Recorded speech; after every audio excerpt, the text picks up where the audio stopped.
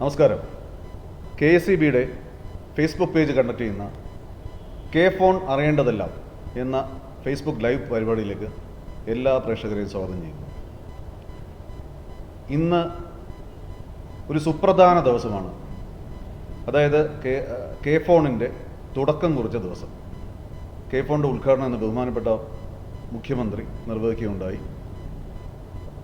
അങ്ങനെ ഒരു ചരിത്ര മുഹൂർത്തത്തിൽ കെ ഫോണിനെ കുറിച്ച് ഒരിക്കൽ കൂടി ചർച്ച ചെയ്യാനാണ് നമ്മളിവിടെ കൂടിയിരിക്കുന്നത്. എൻ്റെ പേര് ഉണ്ണികൃഷ്ണൻ. ഞാൻ KSEBയുടെ കസ്റ്റമർ കെയർ സെൻ്റർ മാനേജറാണ്.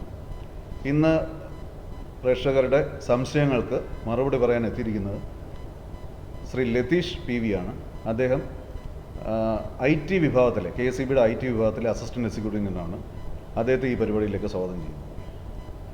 ഇന്ന് നമ്മളിവിടെ ചർച്ച ചെയ്യുന്നത് ബഹുമാനപ്പെട്ട മുഖ്യമന്ത്രി പറഞ്ഞ ഒരു വാക്കിൽ നിന്നാണ് നമ്മൾ തുടങ്ങുന്നത്. അതായത് ഡിജിറ്റൽ ഡിവൈഡ് കുറയ്ക്കാൻ കെ ഫോൺ പ്രയോജനം ചെയ്യും. എന്താണ് ഡിജിറ്റൽ ഡിവൈഡ്? അതിനെക്കുറിച്ച് ഇന്നിവിടെ സംസാരിക്കുന്നുണ്ട്. കെ ഫോൺ സാങ്കേതിക വിദ്യയെക്കുറിച്ച് സംസാരിക്കുന്നുണ്ട്. കെ ഫോൺ ബിസിനസ് മോഡലിനെ കുറിച്ച് സംസാരിക്കുന്നുണ്ട്. അപ്പം ഈ വിഷയങ്ങളെക്കുറിച്ച് വിശദമായി പ്രതിപാദിക്കാൻ ശ്രീ ലതീഷിനെ ക്ഷണിക്കുന്നു. പ്രേക്ഷകർക്ക് സംശയങ്ങൾ ചോദിക്കാവുന്നതാണ്. ഇതിൽ ഈ പോസ്റ്റിനടിയിൽ, ഈ വീഡിയോയുടെ അടിയിൽ കമൻ്റായിട്ട് സംശയങ്ങൾ ചോദിക്കാം. അതിനെല്ലാം ഇവിടെ മറുപടി ശ്രീ ലതീഷിൻ്റെ ഒരു വിശദീകരണത്തിന് ശേഷം ചോദ്യോത്തരം സെക്ഷനിൽ നമ്മൾ നൽകുന്നതാണ്. ശ്രീ ലതീഷിലേക്ക് പോകുന്നു. സുഹൃത്തുക്കളെ, ഉണ്ണികൃഷ്ണൻ ചൂണ്ടിക്കാണിച്ച ചില കാര്യങ്ങൾ ഇന്നത്തെ ഉദ്ഘാടനവുമായി ബന്ധപ്പെട്ട് മുഖ്യമന്ത്രിയും അതുപോലെ ധനകാര്യമന്ത്രിയും ഒക്കെ സൂചിപ്പിച്ച ഒരു വിഷയമാണ് ഡിജിറ്റൽ ഡിവൈഡ്.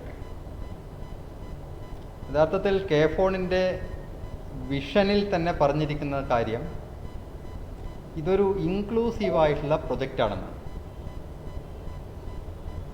നമ്മൾക്ക് ഈ സമൂഹം ഉണ്ടായ ആദ്യകാലം മുതൽ തന്നെ ഈ മനുഷ്യർ തമ്മിൽ പല കാര്യത്തിലും വിഭജനമുണ്ടാകാറുണ്ട്. എല്ലാ കാര്യങ്ങളും എല്ലാ ആളുകളിലേക്കും എത്തപ്പെടാത്ത ഒരു സാഹചര്യം പലപ്പോഴും ഉണ്ടാകാറുണ്ട്. അപ്പോൾ അത്രയധികം കാലം മുമ്പൊന്നുമല്ല, ഒരു 100 വർഷത്തിനൊക്കെ മുമ്പ് നമ്മളെ കേരളീയ സമൂഹത്തിൽ അയിത്തമുള്ളത് നിങ്ങൾക്കൊക്കെ അറിയാവുന്നതാണ്. ഇപ്പോൾ പ്രധാനപ്പെട്ട ചില വീതികളിൽ, റോഡുകളിലൊക്കെ എല്ലാ വിഭാഗം ആൾക്കാർക്കൊന്നും യാത്ര ചെയ്യാനുള്ള സൗകര്യമില്ലായിരുന്നു. അപ്പോൾ അതിനെ നമ്മൾ പറയുന്നത് പറഞ്ഞാൽ ഒരു കൂട്ടം ആളുകളെ അത്തരം കാര്യങ്ങളിൽ നിന്ന് മാറ്റി നിർത്തപ്പെടുന്ന ഒരു സാഹചര്യം ഉണ്ടായിരുന്നു. അപ്പോൾ നമ്മൾ ജനാധിപത്യം വന്നു, നമ്മുടെ രാജ്യത്ത് പല രീതിയിലുള്ള മാറ്റങ്ങളുണ്ടായി, നമ്മളെ സമൂഹത്തിലെ ആളുകളുടെ ചിന്താരീതികൾ മാറുന്ന ഒരു സാഹചര്യം ഉണ്ടായി. അപ്പോൾ അതിൻ്റെയൊക്കെ ഭാഗമായി ഇതിലൊക്കെ മാറ്റങ്ങൾ വന്നിട്ടുണ്ട്. ഇത് ആ അയിത്തം എന്ന് പറയുന്നത് ഏതെങ്കിലും ഒരു മേഖലയിൽ മാത്രം നിലനിൽക്കുന്ന കാര്യമല്ല. പല കാര്യങ്ങളിലും ആ ഒരു വിഷയം ലോകമെമ്പാടും ഉയർന്നു വരുന്നു. പ്രത്യേകിച്ച് വികസനത്തിൻ്റെ കാര്യത്തിൽ ഇത് വളരെ പ്രധാനമാണ്. ഒരു വികസന പ്രവർത്തനം വരുമ്പോൾ അതിൽ ഏറ്റവും പ്രധാനമായി ചിന്തിക്കേണ്ട ഒരു വിഷയമാണ് ഇത് എല്ലാ ആളുകൾക്കും ഉപയോഗപ്പെടുന്നുണ്ടോ എന്നുള്ളത്. വളരെ വളരെ പ്രധാനപ്പെട്ടതാണ്. ഇപ്പോൾ നമ്മൾ ഒരു സമ്പൂർണ്ണ വൈദ്യുതീകരണത്തിൻ്റെ വിഷയം തന്നെ എടുക്കാം. എന്തിനാണ് സമ്പൂർണ്ണ വൈദ്യുതീകരണം നടപ്പിലാക്കുന്നത്? ഏറ്റവും പാവപ്പെട്ട വയറിങ് ചെയ്യാൻ പോലും ശേഷിയില്ലാത്ത ലക്ഷക്കണക്കിന് ആളുകൾക്കാണ് വീട്ടിൽ വയറിങ് അടക്കം ചെയ്തു കൊടുത്ത് കണക്ഷൻ കൊടുത്തത്.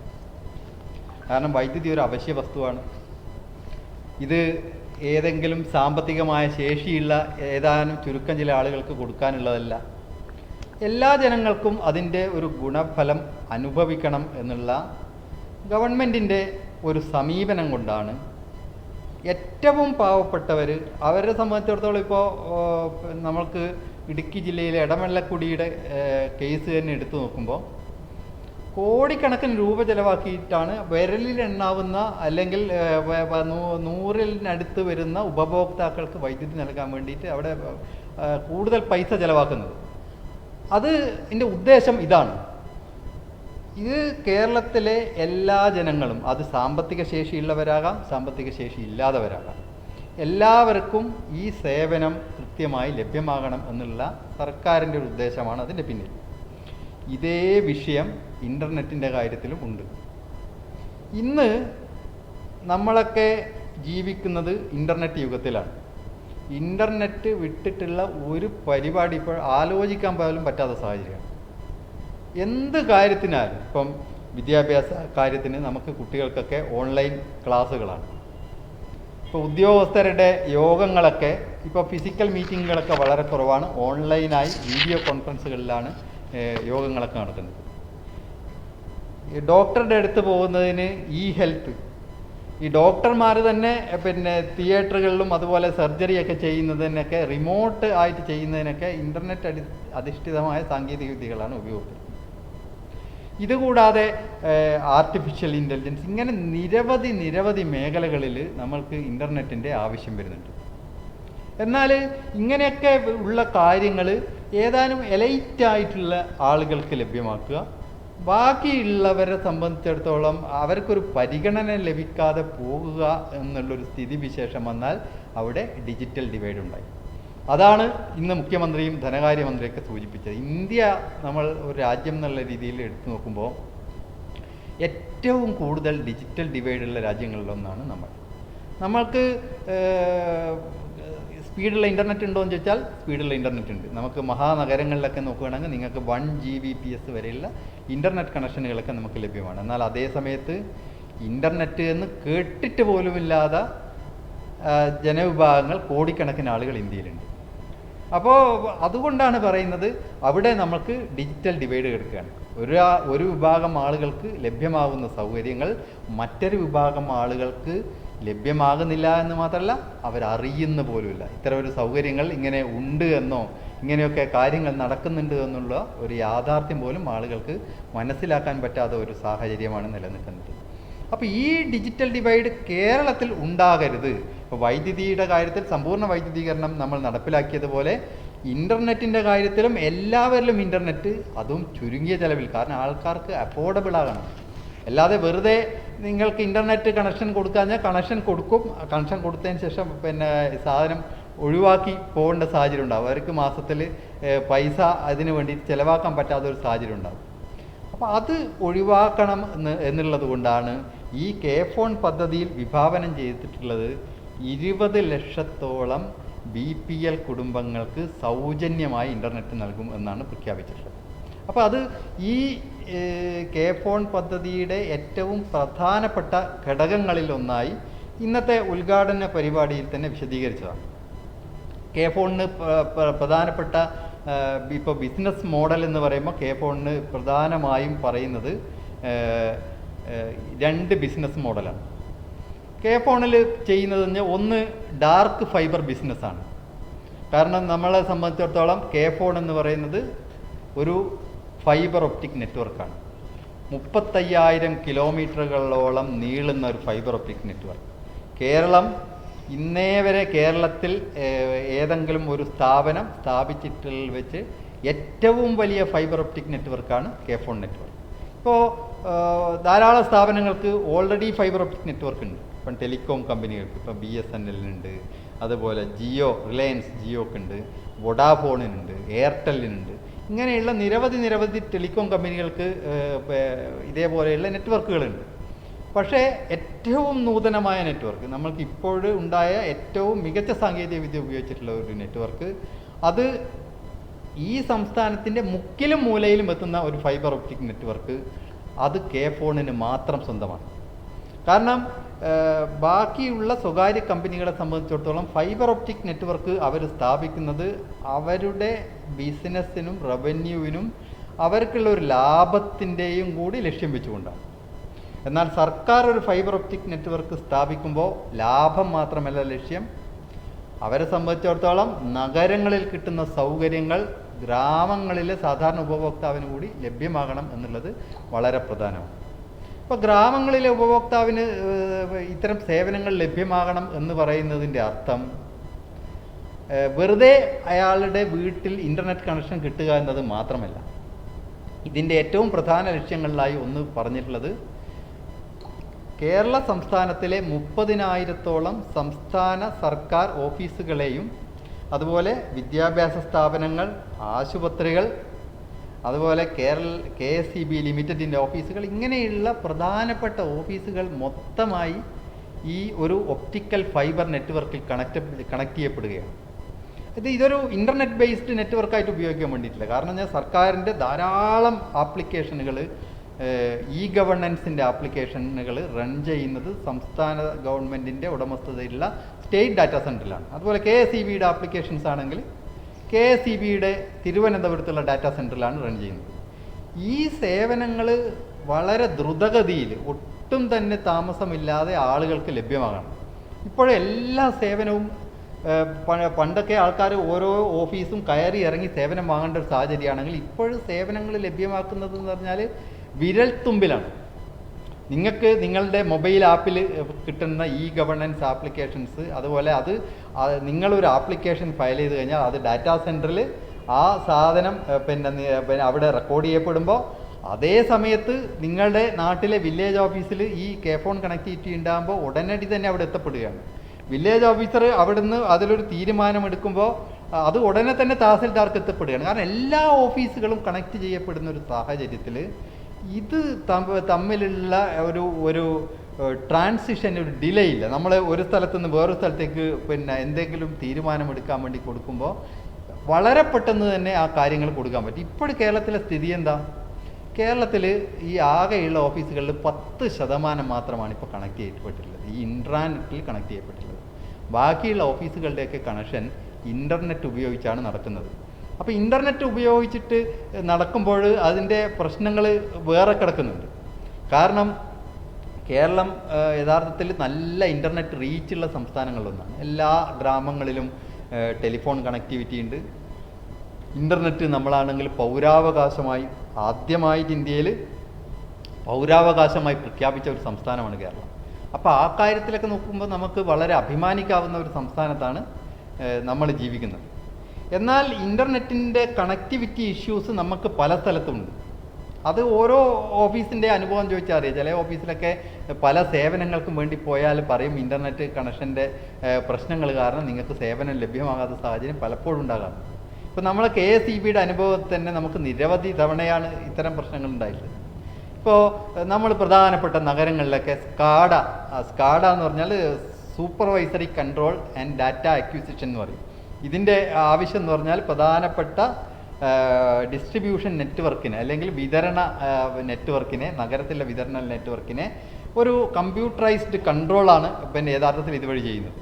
എല്ലാ സബ്സ്റ്റേഷനുകളിലും ബന്ധപ്പെടുത്തിയിട്ടുള്ള എല്ലാ സബ്സ്റ്റേഷനുകളിൽ നിന്നുള്ള ഫീഡറുകളെ ഈ സ്കാഡ കൺട്രോൾ റൂമിലേക്ക് ഒരു കമ്മ്യൂണിക്കേഷൻ ലിങ്ക് വഴി എല്ലാ സ്ഥലത്തെ ഇൻഫർമേഷൻ ലഭ്യമാവും. അപ്പോൾ എന്ത് തകരാറ് വന്നിട്ടുണ്ടെങ്കിലും നിമിഷങ്ങൾക്കുള്ളിൽ നമുക്കത് ശരിയാക്കാൻ പറ്റുന്ന സംവിധാനമാണ് സ്കാഡ. അതിന് എല്ലാ സബ്സ്റ്റേഷനിലും കൃത്യമായിട്ട് കണക്ടിവിറ്റി വേണം. ഈ കണക്ടിവിറ്റിക്ക് വേണ്ടിയിട്ട് നമ്മൾ പ്രൊവൈഡേഴ്സിനെയാണ് സമീപിച്ചത്. അപ്പോൾ പ്രൊവൈഡേഴ്സ് ഇപ്പോൾ കോഴിക്കോട് ജില്ലയിൽ മടവൂരിൽ നമുക്ക് ഇതേപോലെ വൊഡാഫോണിൻ്റെ ലിങ്കായിരുന്നു ഉണ്ടായിരുന്നത്. വൊഡാഫോണിൻ്റെ ലിങ്ക് എന്ന് പറഞ്ഞാൽ നമുക്ക് അവർ പല ശ്രമങ്ങൾ നടത്തി. അവർക്ക് അവിടെ ഇൻ്റർനെറ്റ് കണക്ടിവിറ്റി ചില ലൊക്കേഷനുകളിൽ അവർക്ക് പ്രൊവൈഡ് ചെയ്യാൻ പറ്റുന്നില്ല. കാരണം നിലവിലത്തെ ടെലികോം പ്രൊവൈഡേഴ്സിനെ സംബന്ധിച്ചിടത്തോളം അവരുടെ നെറ്റ്വർക്ക് കേന്ദ്രീകരിച്ചിരിക്കുന്നത് നഗരങ്ങളിലാണ്. കുറച്ച് നഗരത്തിൽ നിന്ന് വിട്ടുപോയി കഴിഞ്ഞാൽ നിങ്ങൾക്ക് പ്രോപ്പറായിട്ടുള്ള സർവീസ് കിട്ടാതെ ഒരു സാഹചര്യം നിലവിൽ ഉണ്ട്. അപ്പോൾ അതുകൊണ്ട് ആ ഒരു ഇൻ്റർനെറ്റിൻ്റെ ക്വാളിറ്റി ഉറപ്പുവരുത്താൻ വേണ്ടി പറ്റാത്ത സാഹചര്യമുണ്ട്. അതിൽ പ്രധാനപ്പെട്ട കാരണം ഇവരുടെ മൊബൈൽ ടവറുകളിൽ ഉള്ള കണക്ടിവിറ്റി പലതും മൈക്രോവേവ് ബേസ്ഡ് ആണ്. മൈക്രോവേവ് ബേസ്ഡ് കണക്ടിവിറ്റിയുടെ ഏറ്റവും വലിയ പ്രശ്നം അതിൻ്റെ ബാൻഡ് വിഡ്ത്ത് കുറവാണ്. ഇപ്പോൾ 100 Mbps ഒക്കെ ബാൻഡ് വിഡ്ത്ത് ഉണ്ടാവും. അപ്പോൾ അതിൽ ധാരാളം മൊബൈൽ ഉപഭോക്താക്കളൊക്കെ ഉപയോഗിക്കുന്ന ടവറാണെങ്കിൽ നിങ്ങൾ 3G 4G എന്ത് സാധനമായിട്ടും കാര്യമൊന്നുമില്ല. കാരണം നിങ്ങൾക്ക് അതിൽ നിന്ന് കിട്ടുന്ന ഇത്രയും ഷെയർ ചെയ്തിട്ടുള്ള സ്പീഡേ കിട്ടും. അപ്പോൾ ബാക്കിയുള്ള ഇതുപോലുള്ള ഡെഡിക്കേറ്റഡ് ആപ്ലിക്കേഷൻസിന് വേണ്ടിയിട്ട് ഉപയോഗിക്കുകയാണെങ്കിൽ, അല്ലെങ്കിൽ ഗവേണൻസ് ആപ്ലിക്കേഷൻസിന് വേണ്ടി ഇത്തരം നെറ്റ്വർക്ക് ഉപയോഗിക്കുകയാണെങ്കിൽ ഒരു കാര്യം ഉണ്ടാവില്ല. അപ്പോൾ ഇത്തരം ഒരു സാഹചര്യത്തിലാണ് യഥാർത്ഥത്തിൽ ഇങ്ങനെയുള്ള കണക്ഷൻസ് ഒന്നും ഇല്ലാതെ, കണക്ഷൻസ് എത്താത്ത മേഖലകളിൽ ഈ KFON പോലുള്ള ഒരു നെറ്റ്വർക്കിൻ്റെ പ്രാധാന്യം വരുന്നത്. അപ്പോൾ KFONിൻ്റെ ഉദ്ദേശം തന്നെ അതാണ്. KFONിൻ്റെ ബിസിനസ് മോഡൽ എന്ന് പറഞ്ഞാൽ യഥാർത്ഥത്തിൽ ഒന്ന് ഡാർക്ക് ഫൈബർ ബിസിനസ്സാണ്, രണ്ടാമത്തത് ബൾക്ക് ബാൻഡ് വിഡ്ത്ത് ബിസിനസ്സാണ്. ഈ രണ്ട് കാര്യങ്ങളാണ് കെ ഫോൺ പ്രധാനമായും കെ ഫോൺ എന്ന പേരുള്ള ഈ ഒരു ഫൈബർ ഇൻഫ്രാസ്ട്രക്ചർ കൊണ്ട് പ്രധാനമായിട്ട് ചെയ്യുന്നത്. ഇതിന് വേണ്ടി കെ ഫോൺ പ്രധാനമായിട്ടും ചില ലൈസൻസുകളൊക്കെ കെ ഫോൺ എടുത്ത് വെച്ചിട്ടുണ്ട്. കാരണം എന്നാൽ അങ്ങനെ വെറുതെ നിങ്ങൾക്ക് കാര്യം ബിസിനസ് ചെയ്യാൻ പറ്റില്ല, രാജ്യത്ത് ചില നിയമങ്ങളുണ്ട്. അപ്പോൾ അത് ഒന്നാമത് ഈ ഡാർക്ക് ഫൈബർ ലീസ് ചെയ്യുന്നതിന് വേണ്ടിയാൽ നമുക്ക് ടെലികോം ഡിപ്പാർട്ട്മെൻറ്റിൽ നിന്ന് infrastructure provider category number 1 licence എടുക്കണം. IP1 ലൈസൻസ് എന്ന് പറയുന്നത് ആ ലൈസൻസ് നമ്മൾ എടുത്തിട്ടുണ്ട്. പിന്നെ രണ്ടാമത് നമ്മൾക്ക് പിന്നെ ബൾക്ക് ബാൻഡ് വിഡ്ത്ത്, കാരണം പല കണ്ടന്റ് പ്രൊവൈഡേഴ്സും അതുപോലെ ടെലികോം ഓപ്പറേറ്റേഴ്സൊക്കെ ചിലപ്പോൾ ഫൈബർ ലീസ് ചെയ്യുന്നതിന് പകരം ബാൻഡ് വിഡ്ത്ത് എടുക്കുകയാണെങ്കിൽ ഒരു പക്ഷേ അതിനേക്കാൾ കുറഞ്ഞ ചിലവിൽ അവർക്ക് എടുക്കാൻ പറ്റും. അപ്പോൾ ഫൈബർ മൊത്തമായിട്ട് ലീസ് ചെയ്യേണ്ട ആവശ്യമില്ല. അപ്പോൾ അങ്ങനെ എടുക്കുമ്പോൾ നമ്മൾക്ക് പിന്നെ ആ ബാൻഡ് വിഡ്ത്ത് വിൽക്കുന്ന സ്ഥാപനങ്ങൾക്ക് ടെലികോം ഡിപ്പാർട്ട്മെൻറ്റിൻ്റെ ഒരു ലൈസൻസ് ഉണ്ട്. ആ ലൈസൻസിൻ്റെ പേര് ULNLD ലൈസൻസ് എന്ന് പറയും. അത് unified licence national long distance. ആ ലൈസൻസ് കെ ഫോൺ എടുത്തിട്ടുണ്ട്. മൂന്നാമത് എന്താണെന്ന് പറഞ്ഞാൽ കെ ഫോണിൻ്റെ നെറ്റ്വർക്ക് പലരും പല ആവശ്യത്തിന് ഉപയോഗിക്കുക. ഇപ്പോൾ ടെലികോം ഓപ്പറേറ്റേഴ്സ് ഉപയോഗിക്കുകയാണെങ്കിൽ അവർക്ക് അവരുടെ മൊബൈൽ ടവർ കണക്ട് ചെയ്യാൻ വേണ്ടിയിട്ട് അവർക്ക് വേണ്ടി വരും. അവർക്ക് ചില ജില്ലകളിലൊന്നും അവർക്ക് അണ്ടർഗ്രൗണ്ട് കേബിളേ ഉണ്ടാവില്ല. ഇപ്പം വയനാട് ഇങ്ങനെയുള്ള ചില ജില്ലകളിലേക്കൊക്കെ അണ്ടർഗ്രൗണ്ട് കേബിളൊക്കെ പിന്നെ കിട്ടാൻ വളരെ പാടാണ്. പല നെറ്റ്വർക്കിനും വീക്കാകുന്നതിൻ്റെ പ്രധാനപ്പെട്ട കാര്യം ഇത്. അപ്പോൾ നമ്മൾക്കാണെങ്കിൽ കെ ഫോണിൻ്റെ ഭാഗമായിട്ട് എല്ലാ ജില്ലകളിലും ഈ ട്രാൻസ്മിഷൻ ലൈനിലൂടെയാണ് നമ്മുടെ പിന്നെ പ്രധാനപ്പെട്ട കോർ നെറ്റ്വർക്ക് വരുന്നത് എന്നുള്ളതുകൊണ്ട് ആ വിഷയമില്ല, അത് അവിടെ ലഭ്യമാവും. അതുകൊണ്ട് അത് ഉപയോഗപ്പെടുത്തേണ്ട സാഹചര്യമുണ്ട്. അപ്പോൾ ഇത്തരം കമ്പനികൾ ഈ കെ ഫോണിൻ്റെ നെറ്റ്വർക്കിലൂടെ ഇൻ്റർനെറ്റ് ട്രാഫിക് കൊണ്ടുപോകും. കെ ഫോൺ പിന്നെ ആസ് എ കമ്പനി നമ്മൾ ഇൻ്റർനെറ്റ് സർവീസ് ആർക്കും കൊടുക്കുന്ന ഒരു ഇൻ്റർനെറ്റ് സർവീസ് പ്രൊവൈഡർ അല്ല. എന്നാലും ഇങ്ങനെയുള്ള സ്ഥാപനങ്ങൾക്ക് കൊടുക്കുമ്പോൾ അവർ നമ്മുടെ ഇൻഫ്രാസ്ട്രക്ചറിലൂടെ ഇൻ്റർനെറ്റ് ട്രാഫിക് കൊണ്ടുപോകുമ്പോൾ നമുക്ക് ISP ലൈസൻസ് നിർബന്ധമായി എടുക്കണം. അത് ISP ലൈസൻസ് 2-3 ടൈപ്പാണുള്ളത്. ഒന്ന് കാറ്റഗറി A ലൈസൻസ് എന്ന് പറഞ്ഞാൽ നിങ്ങൾക്ക് നാഷണൽ ലെവലിൽ പിന്നെ ഇതേപോലെയുള്ള ഫൈബർ, ഇപ്പോൾ പവർ ഗ്രിഡൊക്കെ നാഷണൽ ലെവലിൽ ഇൻ്റർനെറ്റ് ട്രാഫിക് നടത്തുന്നതാണ്. അപ്പോൾ അവർ കാറ്റഗറി A ലൈസൻസാണ്. നമ്മളെ സംബന്ധിച്ചിടത്തോളം ഒരു സംസ്ഥാനം മാത്രമേ ഉള്ളൂ. അതുകൊണ്ട് നമുക്ക് ISP കാറ്റഗറി B ലൈസൻസാണ് നമ്മൾ എടുത്തിട്ടുള്ളത്. ആ ലൈസൻസ് ഉള്ള സാഹചര്യത്തിൽ നമുക്ക് നമ്മുടെ ഫൈബറിലൂടെ ഈ സാധനം നമുക്ക് കൊണ്ടുപോകാൻ പറ്റും. ഇതാണ് ഈ ലൈസൻസുമായിട്ട് ബന്ധപ്പെട്ട് പറയുന്നത്. ഇനി കെ ഫോണിൻ്റെ ഒരു ടെക്നിക്കൽ ആസ്പെക്റ്റ് നമുക്ക് പറഞ്ഞു പോകാം.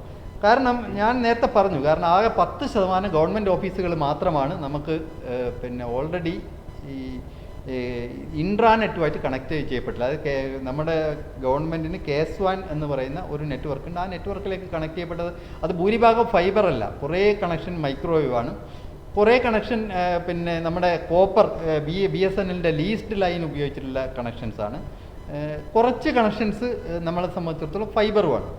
അപ്പോൾ അത് റിലയബിലിറ്റി വളരെ കുറവാണ്. ഈ മൈക്രോവേവിലും പിന്നെ കോപ്പറിലൊക്കെ എന്ന് പറഞ്ഞാൽ ഭയങ്കര റിലയബിലിറ്റി ഇഷ്യൂസ് ഉണ്ട്. ഇപ്പോൾ മൈക്രോവേവിൻ്റെ ഞാൻ നേരത്തെ പറഞ്ഞു ബാൻഡ് വിഡ്ത്ത് ഇഷ്യൂ മൈക്രോവേവിന് 100 Mbps ആണ്.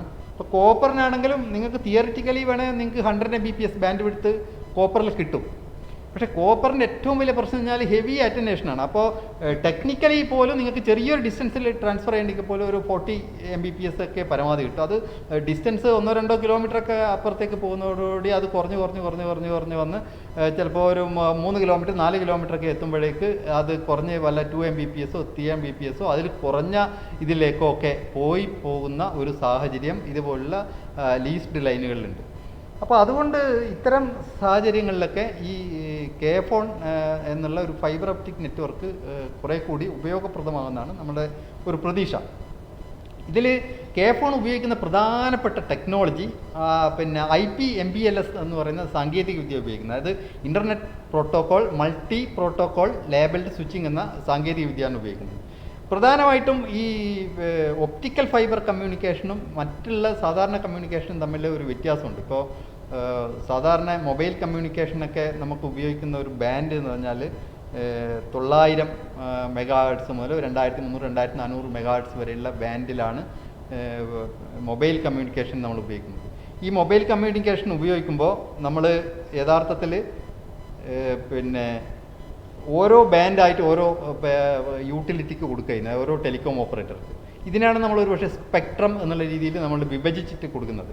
ഇതിൽ പിന്നെ ഫൈബർ ഒപ്റ്റിക് കമ്മ്യൂണിക്കേഷനെ സംബന്ധിച്ചിടത്തോളം യഥാർത്ഥത്തിൽ നമ്മൾ വേവ് ലെങ്ത്താണ് പറയുന്നത്, ഫ്രീക്വൻസി ഇല്ല. ഫ്രീക്വൻസി ലക്ഷക്കണക്കിന് ഫ്രീക്വൻസിയാണ്. കാരണം പറഞ്ഞാൽ വേവ് ലെങ്ത്ത് പോലും 1390, 1450 ആ റേഞ്ചിലുള്ള വേവ് ലെങ്ത്താണ് നമ്മൾ പിന്നെ അപ്സ്ട്രീമിനും ഡൗൺ സ്ട്രീമിനും, അത് മുകളിൽ നമ്മൾ അപ്ലോഡ് ഡൗൺലോഡ് എന്നൊക്കെ പറയുന്ന പോലെ മുകളിലേക്കും താഴേക്കും നമ്മൾ വ്യത്യസ്ത വേവ് ലെങ്ത്തിലാണ് കൊടുക്കുന്നത്. ഈ വേവ് ലെങ്ത്തിനെ നമ്മൾ പിന്നെ ടൈം വെച്ച് മൾട്ടിപ്ലക്സ് കഴിഞ്ഞാൽ വിവിധ വേവ് ലെങ്ത്തുകളിലെ ഓരോ ടൈമിൽ ഇങ്ങനെ കട്ട് ചെയ്ത് പോകുന്ന ആ രീതിയിൽ കൊടുക്കുമ്പോൾ നമുക്ക് ധാരാളം ഡാറ്റ, തിയറിറ്റിക്കലി പറയുകയാണെങ്കിൽ ഒരുപക്ഷെ അൺലിമിറ്റഡ് ഡാറ്റ പോലും നമുക്ക് ഈ ഫൈബറിലൂടെ ഒപ്റ്റിക്കലായിട്ട് നമുക്ക് കമ്മ്യൂണിക്കേറ്റ് ചെയ്ത് കൊടുക്കാൻ പറ്റും.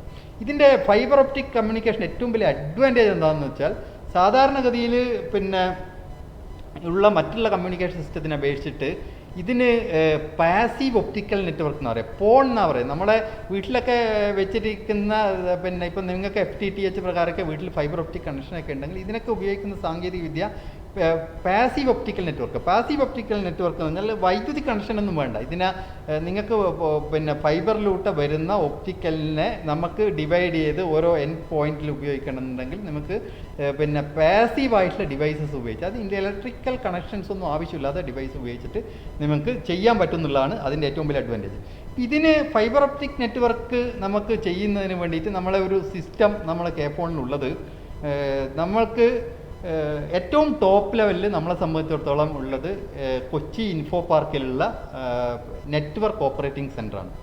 ഈ നെറ്റ്വർക്ക് ഓപ്പറേറ്റിംഗ് സെൻ്ററിലാണ് എല്ലാ തരത്തിലുള്ള നിയന്ത്രണങ്ങളും, ഈ കെഫോൺ നെറ്റ്വർക്കിൻ്റെ മുഴുവൻ നിയന്ത്രണവും നടക്കുന്ന അവിടെയാണ്. ഈ നെറ്റ്വർക്ക് ഓപ്പറേറ്റിംഗ് സെൻറ്റർ ഏതെങ്കിലും കാരണവശാൽ തകരാറിലാവുകയാണെങ്കിൽ, അല്ലെങ്കിൽ എന്തെങ്കിലും സാങ്കേതിക പ്രശ്നം ഉണ്ടാകുകയാണെങ്കിൽ, തിരുവനന്തപുരം വൈദ്യുതി ഭവനിലുള്ള അവരുടെ recovery centre, data recovery centre, പിന്നെ DR സെൻറ്റർ എന്ന് പറയും, അത് തിരുവനന്തപുരം വൈദ്യുതി ഭവനിലാണുള്ളത്. ആ തിരുവനന്തപുരം വൈദ്യുതി ഭവനിലെ DR സെൻറ്റർ ഓട്ടോമാറ്റിക്കലി അത് ടേക്കപ്പ് ചെയ്യും. അവിടെ നിന്നും നമുക്ക് നിയന്ത്രിച്ച് പോകാൻ പറ്റും. അപ്പോൾ നോർമലി നെറ്റ്വർക്ക് ഓപ്പറേറ്റിംഗ് സെൻറ്ററിലാണ് ഈ സാധനങ്ങൾ നിയന്ത്രിക്കുക. ഇത് നെറ്റ്വർക്ക് ഓപ്പറേറ്റിംഗ് സെൻറ്റർ കഴിഞ്ഞു കഴിഞ്ഞാൽ പിന്നെ നമ്മൾ ചെയ്യുന്നതെന്നാൽ എല്ലാ ജില്ലകളിലും ഒരു പ്രധാനപ്പെട്ട പോയിന്റിനെ നമ്മൾ കോർ പോയിന്റ് ഓഫ് പ്രസൻസ് എന്ന് പറയും. ഒരു പ്രധാനപ്പെട്ട പോയിന്റ്, ഇത് ഇപ്പം നിലവിൽ ഇത് ഏതെങ്കിലും KSEBയുടെ ഒരു പ്രധാന സബ്സ്റ്റേഷനിലാണ് ഈ കോർ പോയിന്റ് ഓഫ് പ്രസൻസ് ഉള്ളത്. അത് ഒരു പിന്നെ 300 സ്ക്വയർ ഫീറ്റ് ഒക്കെ ഉള്ള ഒരു ചെറിയ ക്യൂബിക്കിളാണ്. ആ ക്യൂബിക്കിളിലാണ് ഈ പ്രധാനപ്പെട്ട ആ ജില്ലയിലെ ഒപ്റ്റിക്കൽ ഫൈബർ കമ്മ്യൂണിക്കേഷൻ്റെ നിയന്ത്രണങ്ങൾ, ചില കാര്യങ്ങളിലുള്ള അവിടെ നിന്നുള്ള കൺട്രോളുകൾ NOC-യുമായിട്ട്, അതായത് നെറ്റ്വർക്ക് ഓപ്പറേറ്റിംഗ് സെൻറ്ററുമായിട്ട് ബന്ധപ്പെട്ട കമ്മ്യൂണിക്കേഷൻസൊക്കെ നിയന്ത്രിക്കുന്നത് ഈ കോർ പോയിന്റ് ഓഫ് പ്രസൻസ് അല്ലെ കോർ POP-യിലാണ്. അതായത് ഓരോ ജില്ലയിലും ഒരു കോർ POP എന്ന് പറഞ്ഞാൽ 14 ജില്ലകളിൽ നോക്കുമ്പോൾ നമുക്ക് 14 കോർ POP-കളാണ് നമുക്ക് ഈ സംസ്ഥാനത്ത് ഉണ്ടാകുക. ഈ 14 കോർ POP-യിലേക്ക്, ഓരോ കോർ POP-യിലേക്കും ചുരുങ്ങിയത് 2 ഫൈബർ വരും, 2 ഭാഗത്തുനിന്ന് ഫൈബർ വരും. അതുകൊണ്ടാണ് നമ്മൾ ഈ പിന്നെ കെഫോണിൻ്റെ ആർക്കിടെക്ചർ, നെറ്റ്വർക്ക് ആർക്കിടെക്ചർ നമ്മൾ റിങ് അല്ലെങ്കിൽ വളയം ആർക്കിടെക്ചർ എന്ന് പറയുന്നതിൻ്റെ കാര്യം, വളയത്തിൻ്റെ ആർക്കിടെക്ചറാണ്.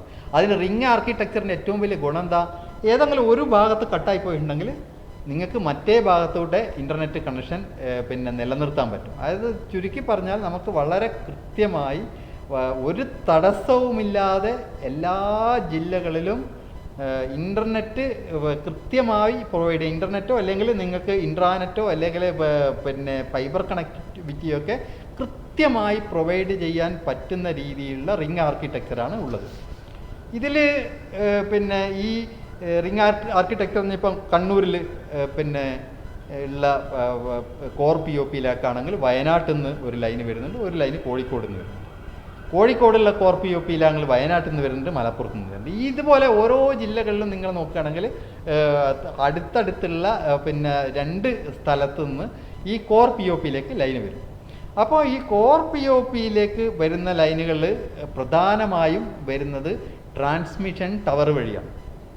അപ്പോൾ ട്രാൻസ്മിഷൻ ടവർ ൻ്റെ മുകളിൽ നമുക്ക് എല്ലാവർക്കും നോക്കിയാൽ കാണാം ഏറ്റവും മുകളിൽ ടവറിൻ്റെ ഏറ്റവും മുകളിലോട്ട് വലിച്ചിരിക്കുന്ന കമ്പിയുടെ പേരാണ് ഗ്രൗണ്ട് വയർ എന്ന് പറയുന്നത്. ഗ്രൗണ്ട് വയർ എന്ന് പറഞ്ഞാൽ നമ്മുടെ പവർ സിസ്റ്റത്തിൽ വളരെ അത്യാവശ്യമായ ഒരു സാധനമാണ്. ഈ ഗ്രൗണ്ട് വയർ പിന്നെ പകരം ഗ്രൗണ്ട് വയറിൻ്റെ ഉള്ളിലൂടെ ഒപ്റ്റിക്കൽ ഫൈബർ കേബിൾ ഉണ്ടാവും. അപ്പോൾ അതിന് പുറത്താണ് ഗ്രൗണ്ട് വയർ. ഈ നിലവിലുള്ള വെറും സാധാരണ ഗ്രൗണ്ട് വയർ ഒഴിവാക്കി പകരം ഈ ഒപ്റ്റിക്കൽ ഫൈബർ ഉള്ളിലൂടെയുള്ള ഗ്രൗണ്ട് വയർ, അതിനാണ് നമ്മൾ OPGW എന്ന് പറയുന്നത്, ഒപ്റ്റിക്കൽ ഗ്രൗണ്ട് വയർ.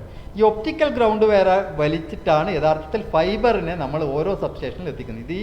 ഈ ഇത്തരം ഒപ്റ്റിക്കൽ ഗ്രൗണ്ട് വയർ നമ്മൾ ഈ KFON നെറ്റ്വർക്കിൻ്റെ ഭാഗമായിട്ട് ഏകദേശം 2700 കിലോമീറ്റർ ഒപ്റ്റിക്കൽ ഗ്രൗണ്ട് വയർ വലിക്കാനാണ് ഉദ്ദേശിക്കുന്നത്. അത് ഇപ്പോൾ ആദ്യഘട്ടം മാത്രമാണ്. ആദ്യഘട്ടം നേരത്തെ തന്നെ നമുക്കൊക്കെ പത്രവാർത്തകളിലൂടെയൊക്കെ അറിഞ്ഞിട്ടില്ലാണ്. തിരുവനന്തപുരം മുതൽ പാലക്കാട് വരെയുള്ള 7 ജില്ലകൾ, അതിൽ ഇടുക്കിയും കോട്ടയം ഒഴിവായി കഴിഞ്ഞാൽ ബാക്കി 7 ജില്ലകളാണല്ലോ. ഈ 7 ജില്ലകളിലാണ് ആദ്യഘട്ടത്തിൽ വരുന്നത്. അപ്പോൾ ഈ ഒപ്റ്റിക്കൽ ഗ്രൗണ്ട് വയർ ആണ് യഥാർത്ഥത്തിൽ കോർ POPയിലുള്ള പ്രധാനപ്പെട്ട കണക്ഷൻ. ഇതിൻ്റെ ഒരു പ്രത്യേകത എന്ന് പറഞ്ഞാൽ ഒപ്റ്റിക്കൽ ഗ്രൗണ്ട് വയറൊക്കെ ഒരിക്കൽ സെറ്റ് ചെയ്ത് കഴിഞ്ഞാൽ നിങ്ങൾക്ക് വർഷങ്ങളോളം ഒരു തരത്തിലുള്ള തകരാറുണ്ടാവില്ല. കാരണം പറഞ്ഞാൽ ട്രാൻസ്മിഷൻ ടവറിൻ്റെ 400 kV 200 kV 110 kV ഒക്കെ ടവറിൻ്റെ ഏറ്റവും മുകളിലോട്ട് വരുന്ന സാധനമാണ്. അതിന് ഒരു തരത്തിലുള്ള പ്രശ്നങ്ങൾ ഉണ്ടാവില്ല. വളരെ സ്റ്റേബിളായിട്ടുള്ള ഇൻ്റർനെറ്റാണ് യഥാർത്ഥത്തിൽ ഈ കോർ POPകളിലെത്തുന്നത്. എന്നാൽ കോർ POPയിലെത്തുന്ന മുഴുവൻ റിങ്ങും ഒരുപക്ഷെ എല്ലാ സ്ഥലത്തും നമുക്ക് ഇതുപോലെ ഒപ്റ്റിക്കൽ ഗ്രൗണ്ട് വയർ വഴി എത്താൻ പറ്റാത്ത അപൂർവം ജില്ലകളുണ്ട്. അത്തരം ജില്ലകളിൽ നമ്മൾ പിന്നെ വിതരണ പോസ്റ്റ് വഴി ഉപയോഗിക്കുന്ന ADSS കേബിളുകളും നമുക്ക് ഈ കോർ റിങ്ങിൻ്റെ ഭാഗമായിട്ട് ഉപയോഗിക്കുന്നുണ്ട്. അതായത് കോർ POPകളെയും നെറ്റ്വർക്ക് ഓപ്പറേറ്റിംഗ് സെൻറ്ററിനെയും അതുപോലെ സംസ്ഥാന ഗവൺമെൻറ് സ്റ്റേറ്റ് ഡാറ്റാ സെൻറ്ററിനെയൊക്കെ ബന്ധിപ്പിക്കുന്ന റിങ്ങിന് പറയുന്ന പേരാണ് കോർ റിങ്. ഈ കോർ റിങ്ങിലാണ് പിന്നെ ഡാറ്റ ട്രാൻസ്ഫർ എന്ന് പറഞ്ഞാൽ ഏകദേശം 800 Gbps ബാൻഡ് വിഡ്ത്തുള്ള റിങ്ങാണിത്. അത്രയും ഹ്യൂജ് ഡാറ്റ നമുക്ക് വരുന്ന ഒരു 5-6 വർഷത്തേക്ക് നമുക്ക് സ്കെയിൽ ചെയ്യേണ്ട ആവശ്യമേ ഇല്ലാത്ത രീതിയിലുള്ള ഒരു പിന്നെ ബാൻഡ് വിഡ്ത്താണ് ഇപ്പോൾ പിന്നെ KFONൻ്റെ ഭാഗമായിട്ട് നമുക്ക് ലഭിക്കുന്നത്. അത്രയും ഹ്യൂജ് ബാൻഡ് വിഡ്ത്ത് ഇപ്പോഴത്തെ ഒരു അനാലിസിസ് പ്രകാരം നമുക്ക് അത് സഫീഷ്യൻ്റ് ആയിട്ട് മതിയാകും എന്നാണ് തോന്നുന്നത്. അപ്പോൾ ഇത് കോർ റിങ് കഴിഞ്ഞു കഴിഞ്ഞാൽ പിന്നെ നെക്സ്റ്റ് ലെവൽ ഓരോ ജില്ലയിലും നമ്മളെ സംബന്ധിച്ചിടത്തോളം അഗ്രിഗേഷൻ റിങ് എന്ന് പറഞ്ഞാൽ വേറെ റിങ് ഉണ്ടാവും.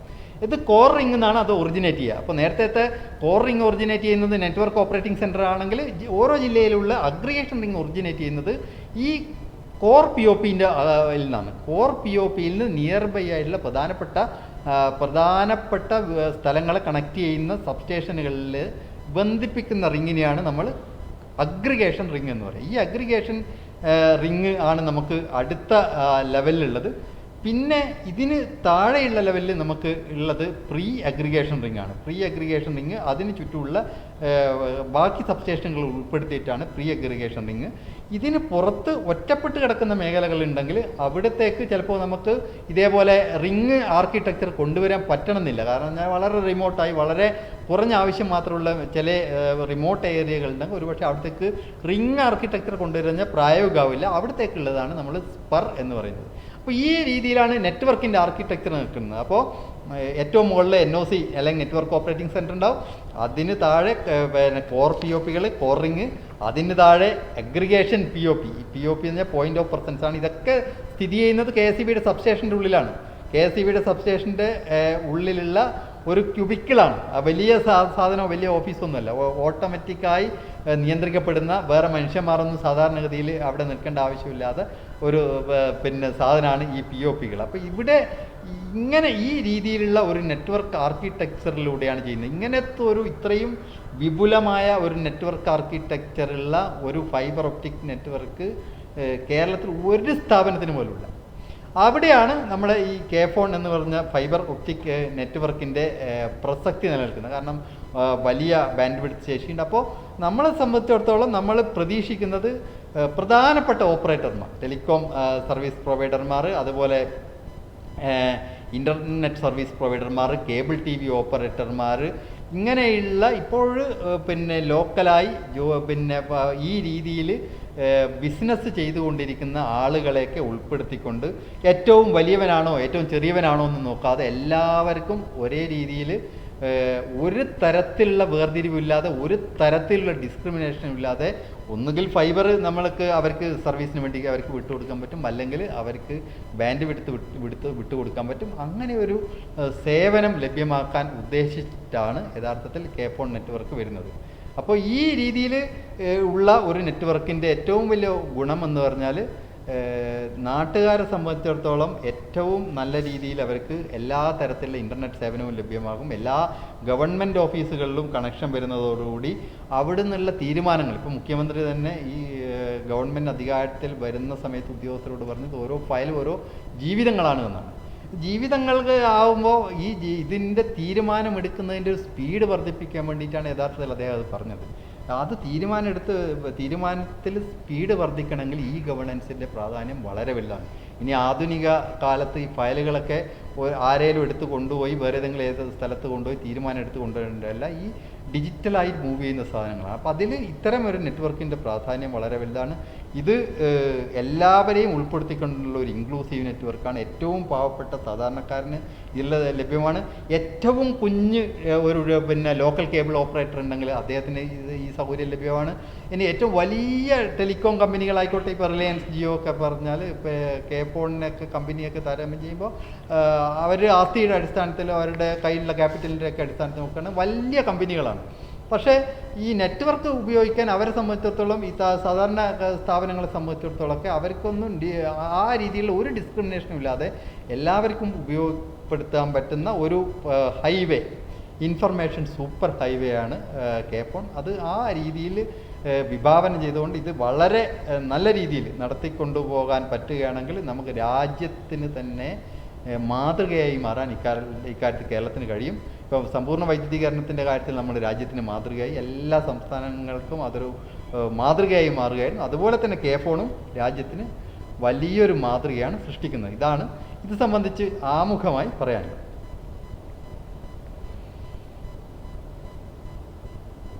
വളരെ നല്ലൊരു എക്സ്പ്ലനേഷൻ ആയിരുന്നു. അതായത് ഇതിൻ്റെ ആർക്കിടെക്ചറിനെ കുറിച്ചും അതുപോലെ തന്നെ ഇതിൻ്റെ ബിസിനസ് മോഡലിനെ കുറിച്ചും വളരെ വിശദമായിട്ട് ശ്രീ ലതീഷ് സംസാരിക്കുകയുണ്ടായി. കോർ നെറ്റ്വർക്കിന് NOC, അതായത് നെറ്റ്വർക്ക് ഓപ്പറേറ്റിംഗ് സെൻറ്റർ സ്ഥാപിച്ചിരിക്കുന്നത് ഇൻഫോ പാർക്കിലാണ്, കൊച്ചിയിലുള്ള ഇൻഫോ പാർക്കിൽ. അതിനുശേഷം ഒരു കോർ ലെയർ, ഓരോ ജില്ലകളിലുള്ള മെയിൻ സബ്സ്റ്റേഷനുകളെ ബന്ധിപ്പിച്ചിട്ടുള്ള റിംഗ് ആർക്കിടെക്ചറിലുള്ള ഒരു കോർ ലെയർ ഉണ്ടായിരിക്കുന്നു. അതിനെ തുടർന്ന് ഇത് 14 ജില്ലകളിലും ഓരോ ജില്ലയിലും ഓരോ സബ്സ്റ്റേഷൻ എന്നുള്ള നിലയ്ക്ക് ഒരു റിംഗ് ആർക്കിടെക്ചറിൻ്റെ അടിസ്ഥാനത്തിൽ കണക്ട് ചെയ്യപ്പെട്ടിരിക്കുന്നു. അതിനുശേഷം ഈ ഓരോ റിങ്ങിൽ നിന്നും അഗ്രഗേഷൻ റിംഗ് എന്നുള്ള നിലയ്ക്ക് മറ്റ് സബ്സ്റ്റേഷനിലേക്ക്, ആ ജില്ലയിലെ മറ്റ് സബ്സ്റ്റേഷനിലേക്ക് പോകുന്ന ഒരു സംവിധാനം. അതിനുശേഷം പ്രീ അഗ്രഗേഷൻ റിംഗ് എന്ന നിലയിൽ കുറച്ചും കൂടെ ഉള്ളിലുള്ള പ്രദേശങ്ങളിലേക്ക് പോകുന്ന ഒരു സംവിധാനം.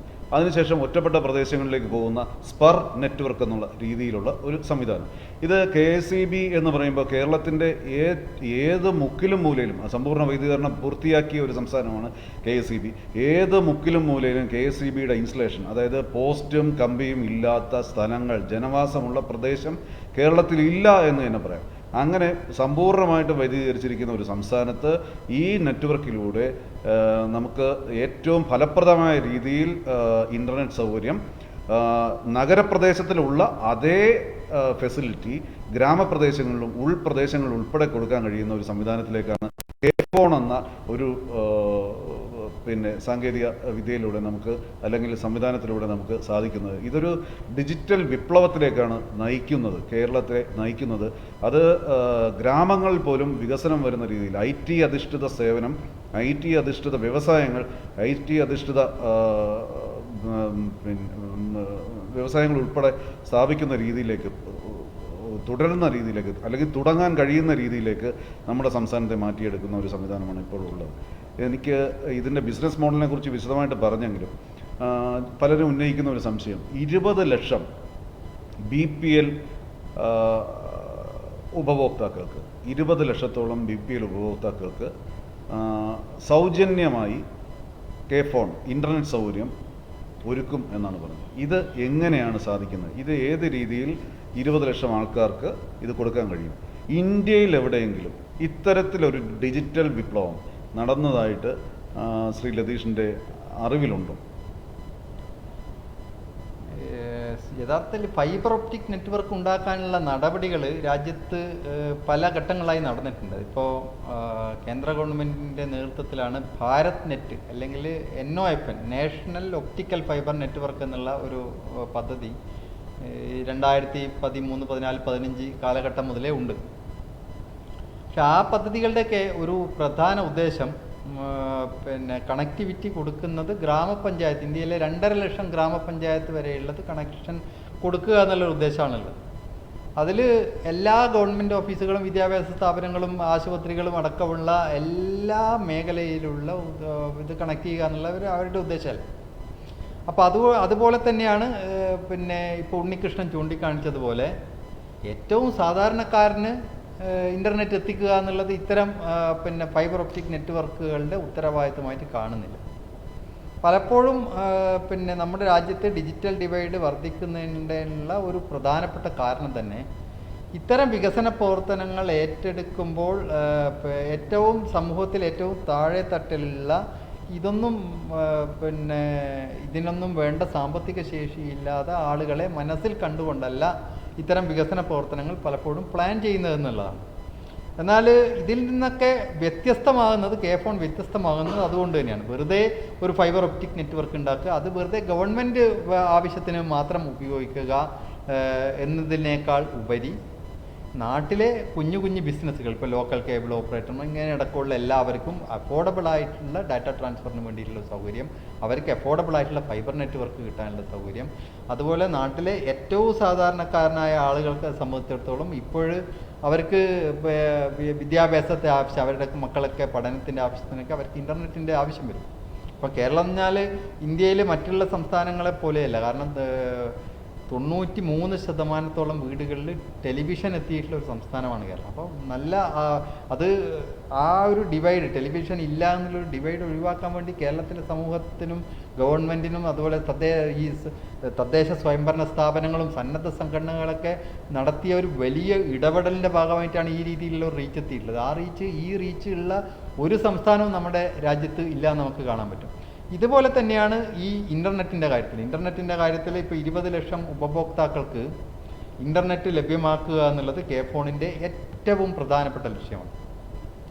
ഇതെങ്ങനെ ചെയ്യും എന്നുള്ളതാണ്. കാരണം ഇതിപ്പോൾ നമ്മൾ പദ്ധതിയുടെ ആദ്യഘട്ടം എന്നുള്ള രീതിയിൽ ഇന്ന് മുഖ്യമന്ത്രി ഉദ്ഘാടനം ചെയ്തത് ആദ്യത്തെ 7 ജില്ലകളിലാണ്. 7 ജില്ലകളിൽ ഇപ്പോൾ കുറച്ച് ഗവൺമെൻറ് ഓഫീസുകൾ മാത്രമാണ് ആദ്യഘട്ടത്തിൽ കണക്ട് ചെയ്യപ്പെടുക. അതിൻ്റെ കൂടെ ഏകദേശം 100-300ഓളം KSEB ഓഫീസുകളും ഇപ്പോൾ ഈ ഇൻ്റർനെറ്റിൻ്റെ ഭാഗമായിട്ടുണ്ട്.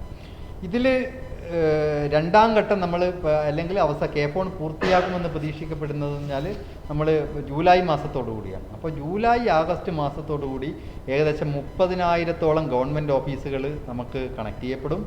അതുപോലെ ബാക്കി ഉള്ള സ്ഥാപനങ്ങളും നമുക്ക് ഇതിൻ്റെ ഭാഗമായി മാറുന്നൊരു സാഹചര്യം ഉണ്ടാകും.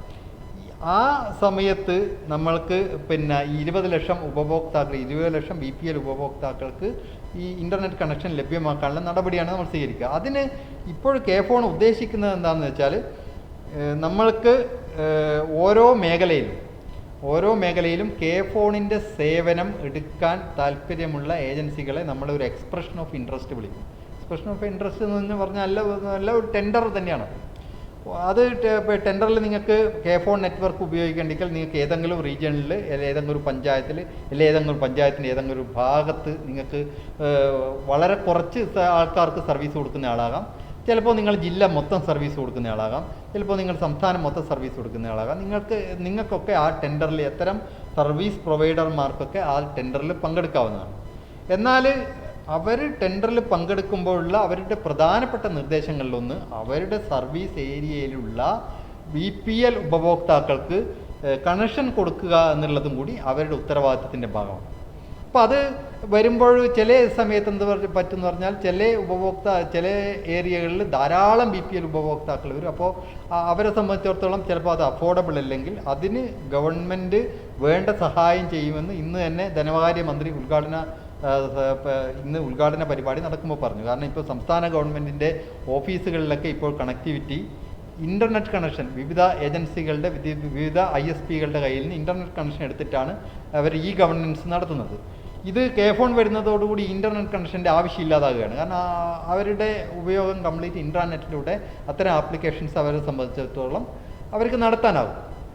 അപ്പോൾ കോടികളുടെ സേവിങ് ആണ് ഈ കാര്യത്തിൽ ഉണ്ടാകുന്നത്. ഇപ്പോൾ KSEBയെ സംബന്ധിച്ചിടത്തോളം തന്നെയാണെങ്കിൽ നമുക്ക് പിന്നെ KSEBയുടെ മുഴുവൻ ഓഫീസുകളും കണക്ട് ചെയ്യപ്പെടുമ്പോൾ ഓരോ മാസവും നമ്മൾ കോടിക്കണക്കിന് രൂപയാണ് ഈ ഇൻ്റർനെറ്റ് ആവശ്യത്തിൽ സേവ് ചെയ്യുന്നത്. അതുപോലെ സർക്കാർ ഉദ്ദേശിക്കുന്നത് സർക്കാർ ഈ രീതിയിൽ സേവ് ചെയ്യുന്ന പൈസയിൽ ഒരു ഭാഗം മാറ്റിവെച്ചാൽ തന്നെ ഒരുപക്ഷെ ഏതെങ്കിലും മേഖലയിൽ ഇത്തരം സർവീസ് പ്രൊവൈഡർമാർക്ക് കൊടുക്കാൻ അഡീഷണൽ ഇൻസെൻറ്റീവോ എന്തെങ്കിലും സബ്സിഡിയോ ആവശ്യമെങ്കിൽ, പ്രത്യേകിച്ചിട്ട് ഒരു കണക്ഷനൊക്കെ കൊടുക്കുമ്പോൾ ചിലപ്പോൾ ഇനീഷ്യൽ എക്സ്പെൻഡിച്ചർ കുറച്ചും കൂടി അധികം ഉണ്ടാവും. ഇനീഷ്യൽ എക്സ്പെൻഡിച്ചർ എന്ന് പറഞ്ഞാൽ അവിടെ അവർക്ക് ഒരു പിന്നെ അതിൻ്റെ ഒരു ഒപ്റ്റിക്കൽ നെറ്റ്വർക്ക് ടെർമിനൽ, അതുപോലെ അതുമായിട്ട് ബന്ധപ്പെട്ട ഒരു മോഡം, ഇങ്ങനെയുള്ള സാധനങ്ങളൊക്കെ സ്ഥാപിക്കേണ്ടി വരും. അപ്പോൾ അത് ബൾക്കായിട്ട് ചെയ്യുമ്പോഴാണെങ്കിൽ ഒരുപക്ഷെ നമുക്കൊരു 2000 രൂപയൊക്കെ അവരെ സംബന്ധിച്ചിടത്തോളം ഇനീഷ്യൽ എക്സ്പെൻഡിച്ചർ ഉണ്ടാവും.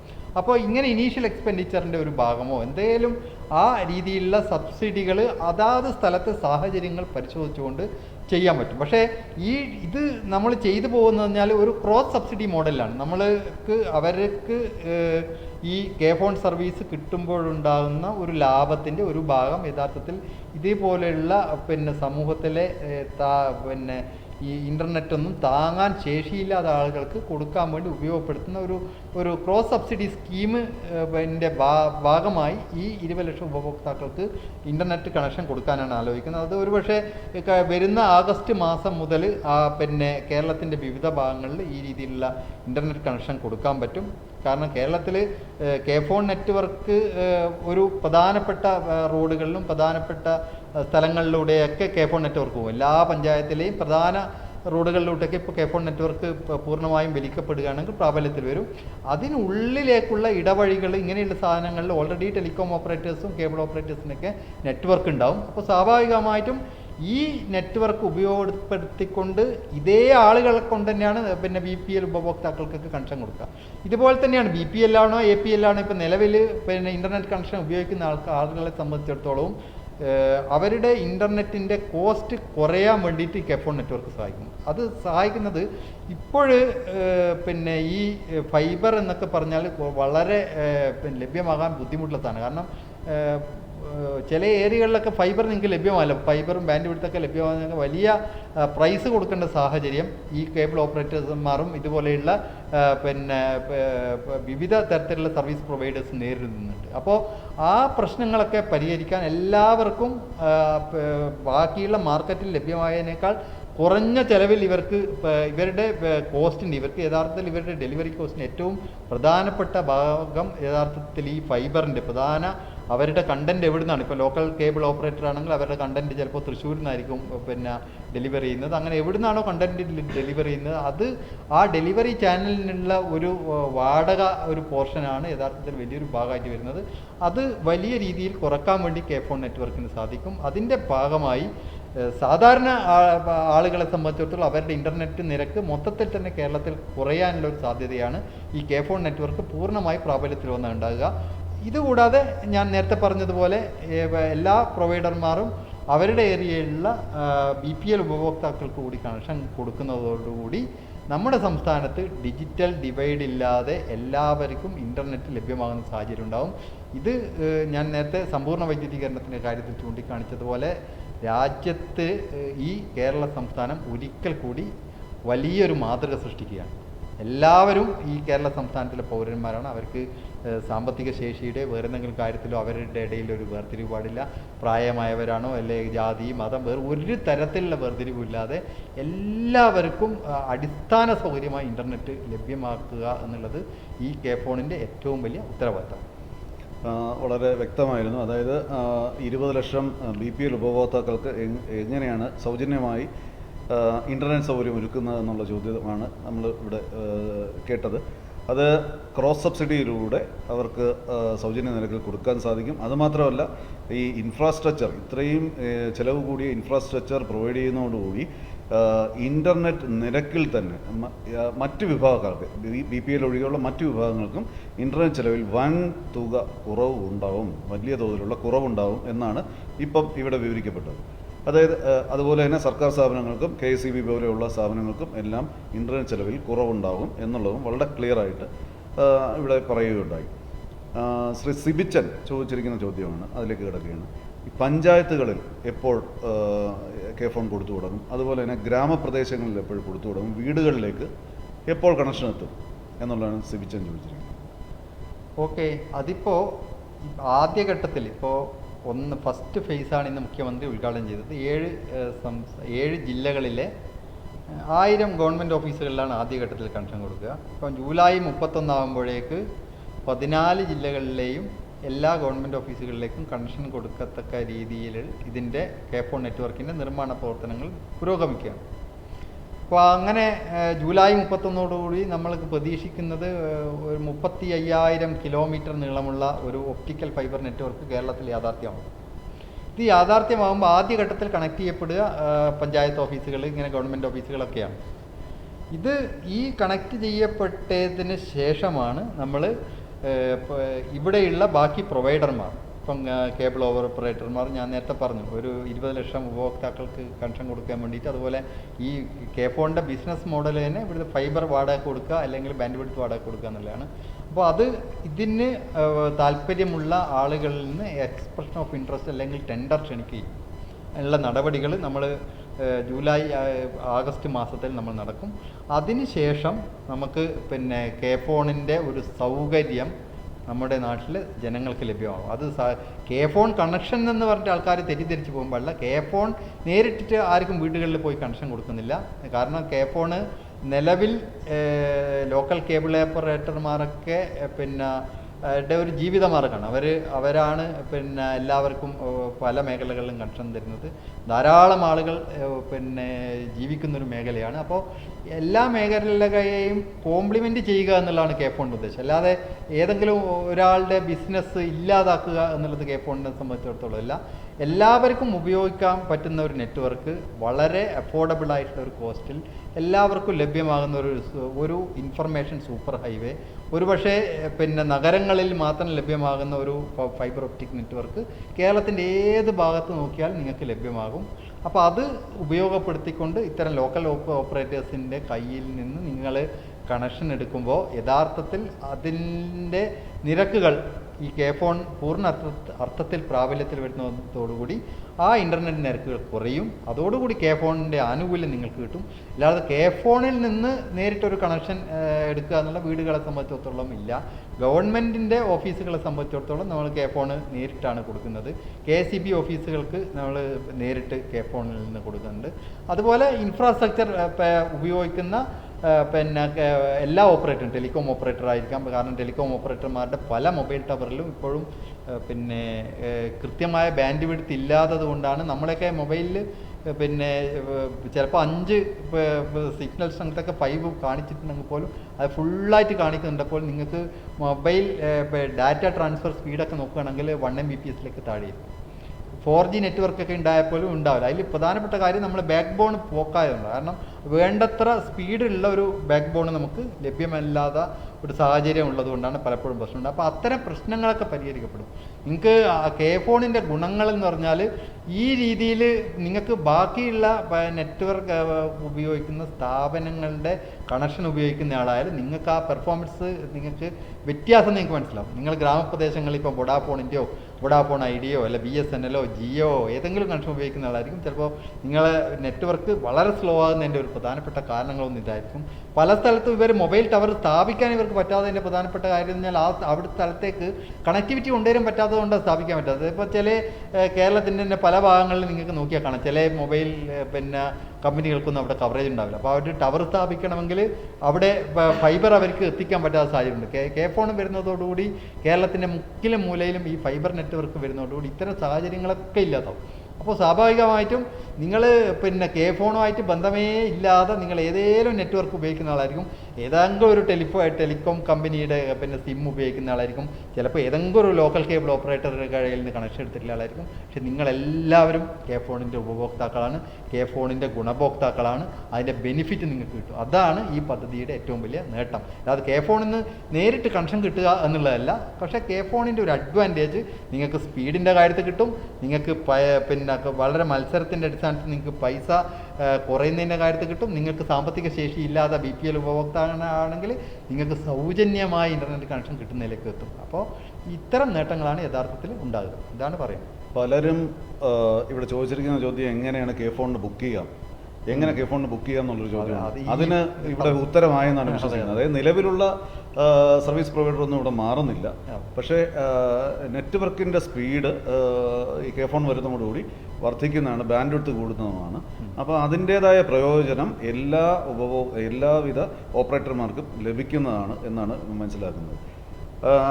അടുത്തൊരു ചോദ്യം, ഈ ജിയോ പോലെയുള്ള സ്വകാര്യ കമ്പനികളുടെ എതിരാളിയാണോ കെ ഫോൺ എന്നുള്ള ഒരു ചോദ്യമുണ്ട്. അപ്പോൾ എതിരാളി അല്ല എന്നുള്ളത് വ്യക്തമായി കഴിഞ്ഞു. എതിരാളി അല്ല. പക്ഷേ ഇതിലൊരു കാര്യം പറഞ്ഞു പോകേണ്ടത്, നമ്മൾ പിന്നെ ചില ടെലികോം പ്രൊവൈഡേഴ്സ് പല സംസ്ഥാനങ്ങളിലും കണ്ടുവരുന്നതെന്ന് പറഞ്ഞാൽ ഈ ഫൈബർ ഒപ്റ്റിക് നെറ്റ്വർക്കിൻ്റെ ഒരു കുത്തക സ്വകാര്യ മേഖലയിലേക്ക് വരുമ്പോൾ അത് സ്വാഭാവികമായിട്ടും ബാക്കിയുള്ളവർക്ക് ആക്സസിബിലിറ്റി ഇല്ലാതാക്കുന്ന സാഹചര്യമാണ്. കാരണം ഒരു സ്വകാര്യ മൊണോപ്പൊളി വന്നു കഴിഞ്ഞാൽ ബാക്കിയുള്ള ചെറുകിട ഓപ്പറേറ്റർമാരൊക്കെ ഇല്ലാതായി പോകുന്ന സാഹചര്യമാണ്. ഇപ്പോൾ ഏതെങ്കിലും ഒരു സ്വകാര്യ കമ്പനിക്ക് ഇതുപോലെ കേരളം മൊത്തം ഒരു ഫൈബർ നെറ്റ്വർക്ക് ഉണ്ടെങ്കിൽ, ഇപ്പോൾ കേരളത്തിൽ ധാരാളം ലോക്കൽ കേബിൾ ഓപ്പറേറ്റർമാർ എന്ന് പറഞ്ഞാൽ ആയിരക്കണക്കിന് ലോക്കൽ കേബിൾ ഓപ്പറേറ്റർമാർ അവരുടെ കീഴിൽ തൊഴിലാളികളായിട്ട് ജീവിക്കുന്ന ആയിരക്കണക്കിന് ആളുകളുണ്ട്. അപ്പോൾ ഇവരെയൊക്കെ നമ്മൾ കെ ഫോണിൻ്റെ നെറ്റ്വർക്ക് നമ്മൾ കൊണ്ടുവരുമ്പോൾ നമ്മൾ മനസ്സിൽ കാണുകയാണ്. ഏതെങ്കിലും ഒരു സ്വകാര്യ കമ്പനിയാണെങ്കിൽ ഇവർക്ക് ആ അർത്ഥത്തിൽ അർഹിക്കുന്ന ഒരു പരിഗണന കിട്ടിയെന്നില്ല. അതുകൊണ്ട് ഈ നെറ്റ്വർക്കിനെ മൊണോപ്പൊളി ആക്കണമെന്ന് താല്പര്യമുള്ള ഏതെങ്കിലും സ്വകാര്യ കമ്പനി ഉണ്ടെങ്കിൽ അവരെ സംബന്ധിച്ചിടത്തോളം ഒരു പക്ഷേ ഇത് തിരിച്ചടിയായിട്ട് അവർക്ക് തോന്നിയേക്കാം. യഥാർത്ഥത്തിൽ കെ ഫോണിനെ സംബന്ധിച്ചിടത്തോളം കെ ഫോണിന് അത്തരം പരിഗണനകളൊന്നുമില്ല. വലിയ കമ്പനിയായാലും ചെറിയ കമ്പനിയായാലും ചെറിയ കേബിൾ ഓപ്പറേറ്റർ ആയാലും വലിയ ടെലികോം ഓപ്പറേറ്റർ ആയാലും എല്ലാവർക്കും ഒരു ഡിസ്ക്രിമിനേഷനും ഇല്ലാതെ കെ ഫോണിൻ്റെ നെറ്റ്വർക്ക് ഉപയോഗിക്കാൻ വേണ്ടിയിട്ടുള്ള സൗകര്യം കെ ഫോൺ കൊടുക്കും. പക്ഷേ ഈ ഇത്തരം ഒരു വലിയൊരു ഇൻഫ്രാസ്ട്രക്ചർ നമ്മൾ സർക്കാരിൻ്റെ കീഴിൽ കൊണ്ടുവരുന്നതെന്ന് പറഞ്ഞാൽ ഈ ഡിസ്ക്രിമിനേഷൻ ഉണ്ടാവില്ല എന്ന് ഉറപ്പുവരുത്താണ്. സ്വകാര്യ മേഖലയാണെങ്കിൽ നിങ്ങൾക്ക് ഡിസ്ക്രിമിനേഷൻ ഇല്ല എന്ന് ഒരു കാരണവശാലും ഉറപ്പുവരുത്താൻ പറ്റില്ല. കാരണം സ്വകാര്യ മേഖലയ്ക്ക് അവരുടെ ലാഭം നിലനിർത്താൻ വേണ്ട ചില സാഹചര്യങ്ങൾ ഉണ്ടാവും. അവർക്ക് കൂടുതൽ ലാഭം കിട്ടണമെന്നുണ്ടെങ്കിൽ അവർ എന്ത് നടപടികൾ സ്വീകരിക്കുന്ന ഒരു സാഹചര്യം നമ്മുടെ പല അനുഭവങ്ങളിൽ നിന്ന് പിന്നെ നമുക്ക് വ്യക്തമായിട്ടുള്ളതാണ്. ശ്രീ PM ഫൈസൽ ഇതുമായിട്ട് അനുബന്ധമായിട്ടുള്ളൊരു ചോദ്യമാണ് ചോദിച്ചിരിക്കുന്നത്. ഒരു ഓപ്റ്റിക്കൽ ഫൈബർ കേബിളിലൂടെ എങ്ങനെയാണ് വിവിധ ISPകളുടെ സർവീസ് കൊടുക്കാൻ സാധിക്കുന്നത്? യഥാർത്ഥത്തിൽ ഒപ്റ്റിക്കൽ ഫൈബർ കമ്മ്യൂണിക്കേഷൻ എന്ന് പറഞ്ഞാൽ തന്നെ രണ്ട് രീതിയിലാണ് വരുന്നത്. നമ്മൾ ബൾക്ക് ബാൻഡ് വിഡ്ത്താണ് നമ്മൾ കൊടുക്കുന്നതെങ്കിൽ ഇപ്പോൾ ISPകൾ ഭൂരിഭാഗം ആൾക്കാർ എടുക്കുക ഫൈബർ ലീസ് ചെയ്യുന്നതിനേക്കാൾ കൂടുതൽ ആൾക്കാർ ഒരുപക്ഷെ ബൾക്ക് ബാൻഡ് വിഡ്ത്ത് എടുക്കും. കാരണം ബാൻഡ് വിഡ്ത്ത് പ്രൊവിഷനിങ് രണ്ട് രീതിയിലാണ്. ഒന്ന് പോയിന്റ് ടു പോയിന്റ് എന്ന് പറയും, രണ്ട് പോയിന്റ് ടു മൾട്ടി പോയിന്റ് എന്ന് പറയും. അതായത് പോയിന്റ് ടു പോയിന്റ് എന്ന് പറഞ്ഞാൽ നിങ്ങൾക്ക് പറയും നിങ്ങൾ തിരുവനന്തപുരത്ത് നിന്ന് പിന്നെ ഒരു ഇൻ്റർനെറ്റ് പിന്നെ കണക്ടിവിറ്റി പ്രൊവൈഡ് ചെയ്യും. നിങ്ങൾക്ക് കാസർഗോഡ് ബദിയെടുക്ക അല്ലെങ്കിൽ ഒരു സ്ഥലത്ത് അത് വേണം, അവിടെ കൊടുക്കണമെന്നുണ്ടെങ്കിൽ അതാണ് പോയിന്റ് ടു പോയിന്റ്.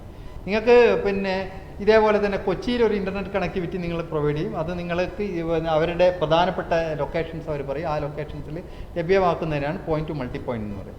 ഇത് യഥാർത്ഥത്തിൽ പിന്നെ ഞാൻ നേരത്തെ ഇതിൻ്റെ ഒരു ടെക്നോളജി ഇങ്ങനെയുള്ളൊരു പിന്നെ ലൈവിലൊരു പക്ഷേ വൈഡ് റേഞ്ച് ഓഫ് ഓഡിയൻസ് ആയിരിക്കും. അതുകൊണ്ട് നമ്മൾ പറയുന്നത് കുറേ കൂടി ബേസ് ലെവലിൽ നിന്നിട്ടാണ്. അതായത് അങ്ങനെ ടെക്നോളജി ഉപയോഗിക്കുന്നത് ഞാൻ പറഞ്ഞത് വേവ് ലെങ്ത് ഡിവിഷൻ മൾട്ടിപ്ലക്സിംഗ് ആണ്. WDM എന്ന് പറയുന്ന സാങ്കേതിക വിദ്യയാണ് പ്രധാനമായിട്ടും ഈ OFCയിലെ കമ്മ്യൂണിക്കേഷന് വേണ്ടിയിട്ട് ഉപയോഗിക്കുന്നത്. അത് ഓരോ വേവ് ലെങ്ത്തും പിന്നെ നമ്മൾ പിന്നെ ഇങ്ങനെ മൾട്ടിപ്ലക്സ് ചെയ്ത് വെവ്വേറെ പാക്കറ്റുകളായിട്ടാണ് നമ്മൾ ഈ ഫൈബറിലോട്ട് പോകുന്നത്. അത് പിന്നെ സോഴ്സിൽ നിങ്ങൾ അതായത് എവിടെ നിന്നാണോ കയറ്റി വിടുന്ന ആ പോയിന്റിൽ വെച്ചിട്ട് അവിടുത്തെ ഒരു ടെർമിനൽ ഈ പിന്നെ ഇവരുടെ എക്യുപ്മെൻ്റ് ഉണ്ടാവും. ആ ടെർമിനൽ എൻക്രിപ്റ്റ് ചെയ്യുന്നത് മറ്റേ പോയിന്റിൽ എത്തുമ്പോൾ പിന്നെ വേറെ ടെർമിനലിൽ നിന്ന് മനസ്സിലാവില്ല, ഇവരെ തന്നെ ഉള്ള ടെർമിനലിന് മാത്രമാണ് അതിൽ ഡീക്രിപ്റ്റ് ചെയ്തെടുക്കാൻ പറ്റുക. അപ്പോൾ അതുകൊണ്ട് ഈ രീതിയിലാണ് പിന്നെ അവരെ സംബന്ധിച്ചിടത്തോളം അവരുടെ ഡാറ്റ മനസ്സിലാക്കാൻ പറ്റുന്നത്. അല്ലാതെ ഇപ്പോൾ തൃശ്ശൂരിൽ നിന്ന് കേരള വിഷൻ്റെ ഒരു ഡാറ്റ കയറ്റി വിട്ട് കഴിഞ്ഞാൽ അവർ ഏതൊക്കെ പോയിന്റിൽ അവർക്ക് പിന്നെ അവരുടെ ലോക്കൽ കേബിൾ ഓപ്പറേറ്റർ ഉണ്ടോ അവർക്ക് മാത്രമേ ആ സാധനം കിട്ടും, മറ്റുള്ളവർക്കൊന്നും അതിൽ ആക്സസ് ഉണ്ടാവില്ല. കാരണം അത് അവരുടെ ടെർമിനൽസ് തമ്മിൽ അത് പിന്നെ ആ കമ്മ്യൂണിക്കേറ്റ് ചെയ്യുമ്പോൾ അതിനുള്ള കീ അവിടുന്ന് എൻക്രിപ്റ്റ് ചെയ്ത കീ ഇവിടെ ഉണ്ടെങ്കിൽ മാത്രമേ കിട്ടൂ. അപ്പോൾ അതുകൊണ്ട് ഇത് ഉപയോഗിച്ചാണ് യഥാർത്ഥത്തിൽ ഈ പോയിന്റ് ടു മൾട്ടി പോയിന്റ് എന്നുള്ള ഈ കമ്മ്യൂണിക്കേഷൻ സാധ്യമാവുന്നത്. അത് പിന്നെ കുറച്ച് പിന്നെ ഡീപ്പായിട്ട് പോകേണ്ട ഒരു സാങ്കേതിക വിദ്യയാണ്. പക്ഷേ ഈ സമയത്ത് നമുക്ക് പിന്നെ ചുരുക്കി ഒരുപക്ഷെ പറഞ്ഞു തരാൻ പറ്റിയ ഈ രീതിയിലായിരിക്കും എന്നാണ് എനിക്ക് തോന്നുന്നത്.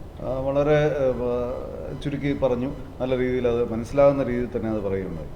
അടുത്ത ഇതിൻ്റെ ശ്രീ കലേഷ് കുമാർ ചോദിച്ചിരിക്കുന്നത് ഇതിൻ്റെ മെയിൻ്റനൻസ് ആരാണ്? KSEB ആണോ ചെയ്യുന്നത് അതോ മറ്റേതെങ്കിലും സ്ഥാപനമാണോ ഈ K-Phone മെയിൻ്റനൻസ് ചെയ്യുന്നത്?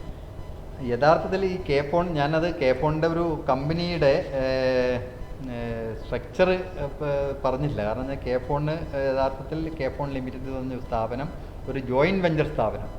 ഈ ജോയിൻറ്റ് വെഞ്ചർ സ്ഥാപനത്തിൽ KSEBക്ക് 49% ഷെയറും Kerala state IT infrastructure limited എന്ന് പറയുന്ന KSITALന് 49% ഷെയറും അതുപോലെ ഗവൺമെൻറ്റിന് 2% ഷെയറുമാണുള്ളത്. അപ്പോൾ ഈ പിന്നെ JV കമ്പനിയാണ് യഥാർത്ഥത്തിൽ K-Phone പദ്ധതി നടപ്പാക്കുന്നത്. ഇതിൽ JV കമ്പനിയിൽ KSEBക്കുള്ള പ്രധാന ഇൻവെസ്റ്റ്മെൻറ്റ് എന്ന് പറഞ്ഞാൽ KSEBയുടെ റൈറ്റ് ഓഫ് വേ ആണ്. റൈറ്റ് ഓഫ് വേ എന്ന് പറഞ്ഞാൽ നമ്മുടെ ടവറുകൾ, നമ്മുടെ പോസ്റ്റുകൾ, ഇതൊക്കെയാണ് റൈറ്റ് ഓഫ് വേ പറയുന്നത്. നമ്മുടെ ടവറുകളിലുള്ള ഒപ്റ്റിക്കൽ ഗ്രൗണ്ട് വെയർ ഉപയോഗിച്ചിട്ടാണ് പിന്നെ പ്രധാനപ്പെട്ട കോറിങ്ങുകളൊക്കെ ഉള്ളത്. അതുപോലെ വിതരണ പോസ്റ്റുകളിലൂടെയുള്ള പിന്നെ ഓൾ ഡൈഇലക്ട്രിക് സെൽഫ് സപ്പോർട്ട് എന്ന് പറയുന്ന പിന്നെ ഫൈബർ കേബിളുകൾ ഉപയോഗിച്ചിട്ടാണ് നമ്മൾ പിന്നെ വിതരണ പോസ്റ്റുകളിലൂടെ ഈ സാധനം നമ്മൾ വലിക്കുന്നത്. അപ്പോൾ പിന്നെ പിന്നെ ഇത് സംബന്ധിച്ചിട്ട് എന്തായിരുന്നു അതെ ചോദ്യം എന്തായിരുന്നു?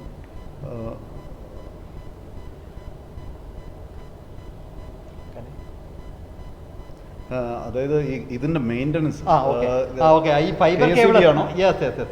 അപ്പോൾ ഇതിപ്പോൾ നമ്മൾ ഈ വർക്ക് നമ്മളിപ്പോൾ ടെൻഡർ ചെയ്തിരിക്കുന്നത് പിന്നെ ഇതിൻ്റെ നിർമ്മാണ പ്രവർത്തനം നടത്താനും 7 വർഷത്തേക്കുള്ള മെയിൻ്റനൻസ് അടക്കമാണ്.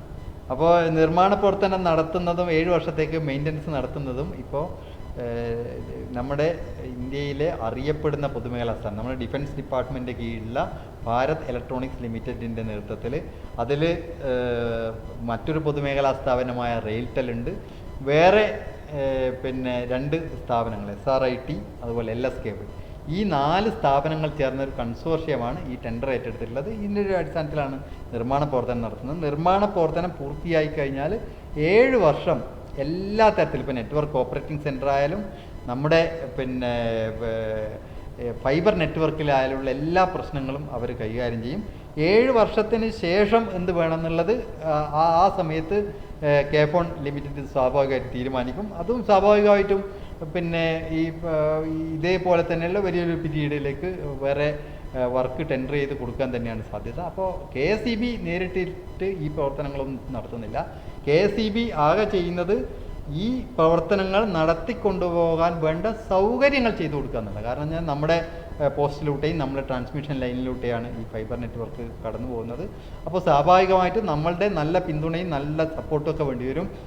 ഈ ഫൈബറിലൊക്കെ എന്തെങ്കിലും തകരാറുകൾ പ്രശ്നങ്ങളൊക്കെ ഉണ്ടാകുമ്പോൾ ചിലപ്പോൾ നമ്മുടെ പിന്നെ ലൈനിലൊക്കെ സപ്ലൈ ഓഫ് ചെയ്ത് കൊടുക്കുക, ചില സമയത്ത് പിന്നെ വേണ്ട റീഅറേഞ്ച്മെൻറ്റ് ചെയ്ത് കൊടുക്കുക, വേണ്ട സൂപ്പർവിഷൻ കൊടുക്കുക, ഇങ്ങനെയുള്ള ആവശ്യങ്ങളൊക്കെ KSEBയുടെ ഒരു പിന്തുണ അവർക്ക് ആവശ്യമുണ്ടാവും. എന്നാലും ഇതിൻ്റെ പ്രവൃത്തികൾ ചെയ്യുക എന്നുള്ളത് ഇപ്പോഴും ആ BELൻ്റെ നേതൃത്വത്തിലുള്ള കൺസോർഷ്യമാണ് ആ പ്രവൃത്തികൾ ഏറ്റെടുക്കുക. അടുത്ത ചോദ്യം ശ്രീ സനേഷ് ചോദിച്ചിരിക്കുന്നതാണ്. അദ്ദേഹം ചോദിച്ചിരിക്കുന്ന വളരെ പ്രധാനപ്പെട്ട ഒരു ചോദ്യമാണ്. അതായത് ഇപ്പോൾ നിലവിൽ കേരളത്തിലെ പഞ്ചായത്ത്, ബ്ലോക്ക്, കോർപ്പറേഷൻ എന്നിവിടത്തൊക്കെ ഈ CCTV ക്യാമറകൾ സ്ഥാപിച്ചിട്ടുണ്ട്. ഇതിൻ്റെ ഫൂട്ടേജുകൾ പോലീസും മറ്റും വന്ന് കളക്ട് ചെയ്യുന്നത് അതാത് സെർവറുള്ള സ്ഥലത്ത് നേരിട്ട് വന്ന് കളക്ട് ചെയ്യുകയാണ് ചെയ്യുന്നത്. അപ്പോൾ ഈ K-Phone എന്നുള്ള ഒരു ശൃംഖല വരുമ്പോൾ ഇത് എങ്ങനെയാണ് പ്രയോജനപ്പെടുന്നത്? ഇത് ഏത് രീതിയിൽ ഉപയോഗപ്പെടുത്താൻ സാധിക്കും CCTV ഫുട്ടേജുകൾ കളക്ട് ചെയ്യും?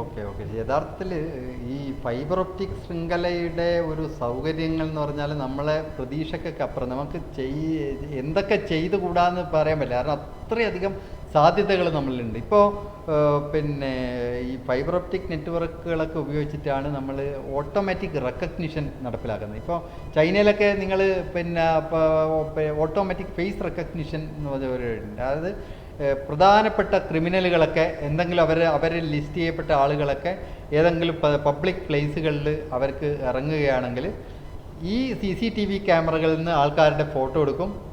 ഈ ഫൈബർ നെറ്റ്വർക്ക് ആയതുകൊണ്ട് ഈ ഡാറ്റ പോയി നെറ്റ്വർക്കിൽ പോയി അനലൈസ് ചെയ്ത് ഇതേതെങ്കിലും ആൾക്കാർ ഇങ്ങനെയുള്ള പ്രധാനപ്പെട്ട ഏതെങ്കിലും നമ്മൾ ലിസ്റ്റ് ചെയ്യപ്പെട്ട ആൾക്കാരുണ്ടെങ്കിൽ അവരെ ഐഡൻറ്റിഫൈ ചെയ്ത് പിന്നെ അത് പോലീസിന് അത്ര ഇൻഫർമേഷൻ കൊടുക്കും. അതായത് ഇതിനെ സംബന്ധിച്ചിടത്തോളം എന്ന് പറഞ്ഞാൽ ഈ ഒരു നെറ്റ്വർക്ക് വന്നു കഴിഞ്ഞാൽ ഇതിൽ നമ്മൾക്ക് ചെയ്യാൻ പറ്റുന്നത് അൺലിമിറ്റഡ് ആയുള്ള കാര്യങ്ങളാണ്. നമുക്ക് വെറുതെ ഓഫീസിൽ ഗവേണൻസ് മാത്രമല്ല, യഥാർത്ഥത്തിൽ ഇത്തരം കാര്യങ്ങളൊക്കെ പോലീസ് ഡിപ്പാർട്ട്മെൻറ്റിനൊക്കെ സംബന്ധിച്ചിടത്തോളം അവർക്ക് കുറേ കൂടി ആർട്ടിഫിഷ്യൽ ഇൻ്റലിജൻസ് ഒക്കെ ഉപയോഗപ്പെടുത്തിക്കൊണ്ടുള്ള ധാരാളം ഇന്നോവേഷൻസ് നടപ്പാക്കാൻ കഴിയും. കാരണം എന്നാൽ ഒരു വളരെ അൾട്രാ ഫാസ്റ്റ് നെറ്റ്വർക്ക് നമ്മളെ കയ്യിലുണ്ടെങ്കിൽ നമുക്ക് സംസ്ഥാനത്തിൻ്റെ എല്ലാ ഭാഗങ്ങളും എല്ലാ പോലീസ് സ്റ്റേഷനുകളും കണക്ട് ചെയ്യപ്പെടുകയാണ്. അപ്പോൾ ഏത് സ്ഥലത്തുള്ള ഡാറ്റയിൽ നിന്ന് പറഞ്ഞാൽ നമുക്ക് ഇമ്മീഡിയറ്റ് ആയിട്ട് ആക്സസ് ചെയ്യുന്ന ഒരു സാഹചര്യമാണ് നമ്മളുള്ളത്.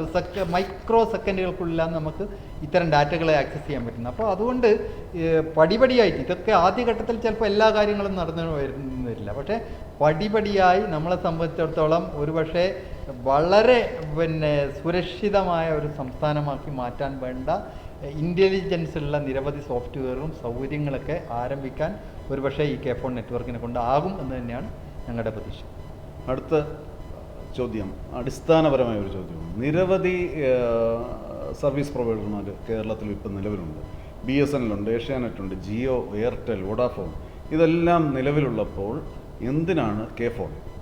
അതൊരു വേസ്റ്റേജ് അല്ലേ എന്നുള്ള ഒരു ചോദ്യം ആനന്ദാണ് ചോദിച്ചിരിക്കുന്നത്. ഓക്കെ, ഇത് യഥാർത്ഥത്തിൽ നമ്മളെ സംബന്ധിച്ചിടത്തോളം K-Phone എന്ന് പറയുന്നത് ഒരു സർവീസ് പ്രൊവൈഡർ, ആ രീതിയിലൊരു സർവീസ് പ്രൊവൈഡർ അല്ല. ഞങ്ങൾ യഥാർത്ഥത്തിൽ K-Phone നെറ്റ്വർക്ക് ഒരു ഇൻഫർമേഷൻ സൂപ്പർ ഹൈവേ ആണ്. എല്ലാ നെറ്റ്വർക്ക് ഓപ്പറേറ്റർമാരെ സംബന്ധിച്ചിടത്തോളം ഏറ്റവും പ്രധാനപ്പെട്ടതാണ് അവർക്കുള്ള ഒരു ബാക്ക് ബോൺ നെറ്റ്വർക്ക്.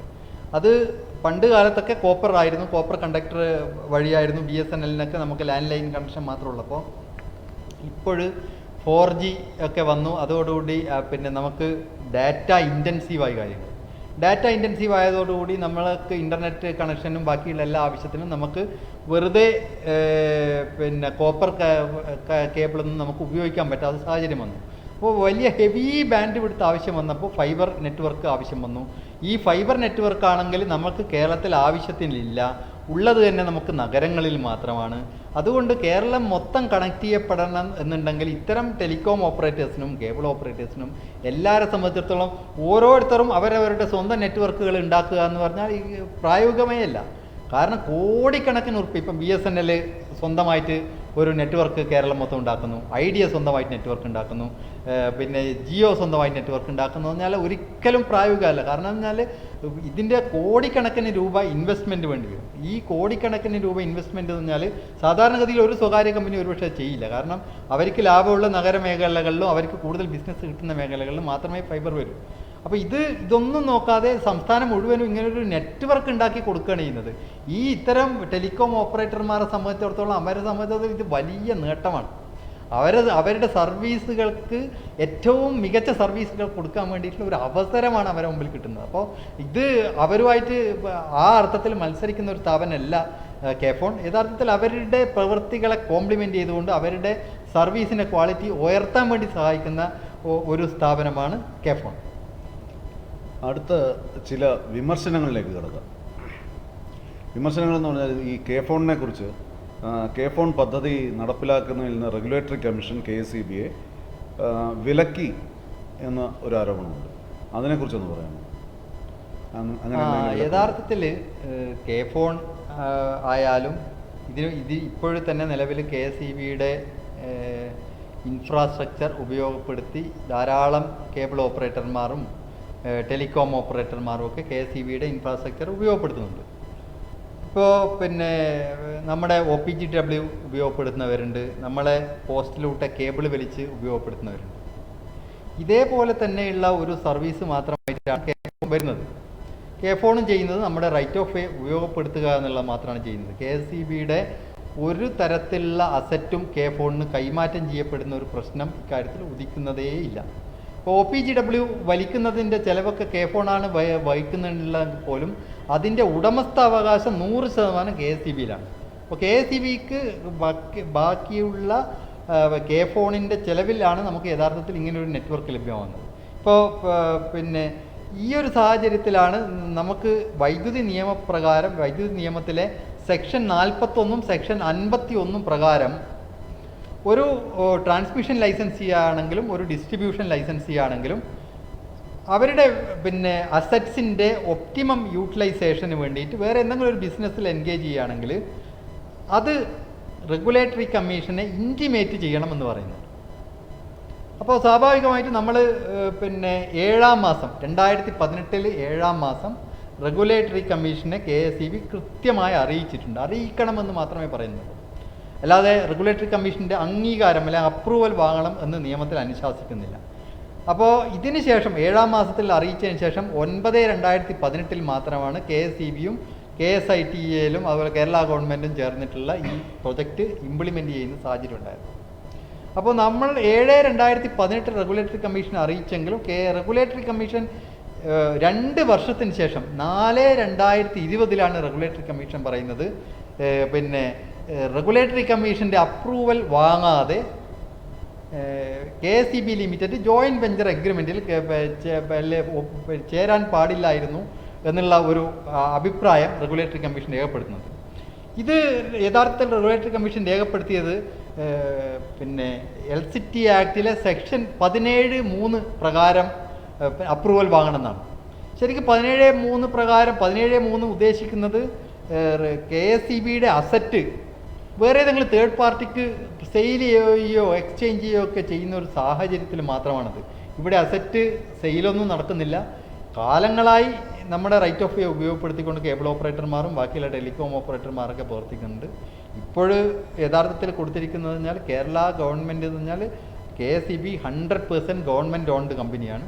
അപ്പോൾ ഗവൺമെൻറ്റിൻ്റെ തന്നെ ഒരു പിന്നെ ബിസിനസ്സിന് അതും എല്ലാ ജനങ്ങൾക്കും ഒരു മികച്ച ഇൻ്റർനെറ്റ് സേവനം ലഭ്യമാക്കാൻ വേണ്ടിയിട്ടുള്ള ഒരു ബിസിനസ്സിന് ഈ രീതിയിലുള്ള ഒരു പദ്ധതി വരുമ്പോൾ കേരള ഗവൺമെൻറ് യഥാർത്ഥത്തിൽ KSEBക്ക് ധാരാളം കാര്യങ്ങൾ ചെയ്യുന്നുണ്ട്. വെറുതെ ഗവൺമെൻറ് കൊണ്ട് കമ്പനി എന്ന് മാത്രമല്ല, നമ്മൾക്ക് ഈ റൈറ്റ് ഓഫ് വേ എന്ന് പറഞ്ഞാൽ വെറുതെ കിട്ടും. നമ്മൾ KSEBയുടെ പോസ്റ്റുകളൊക്കെ ഗവൺമെൻറ്റിൻ്റെ സ്ഥലത്തോട്ട് നമ്മൾ സൗജന്യമായി ഇട്ടിട്ടാണ് കൊണ്ടുവന്നത്.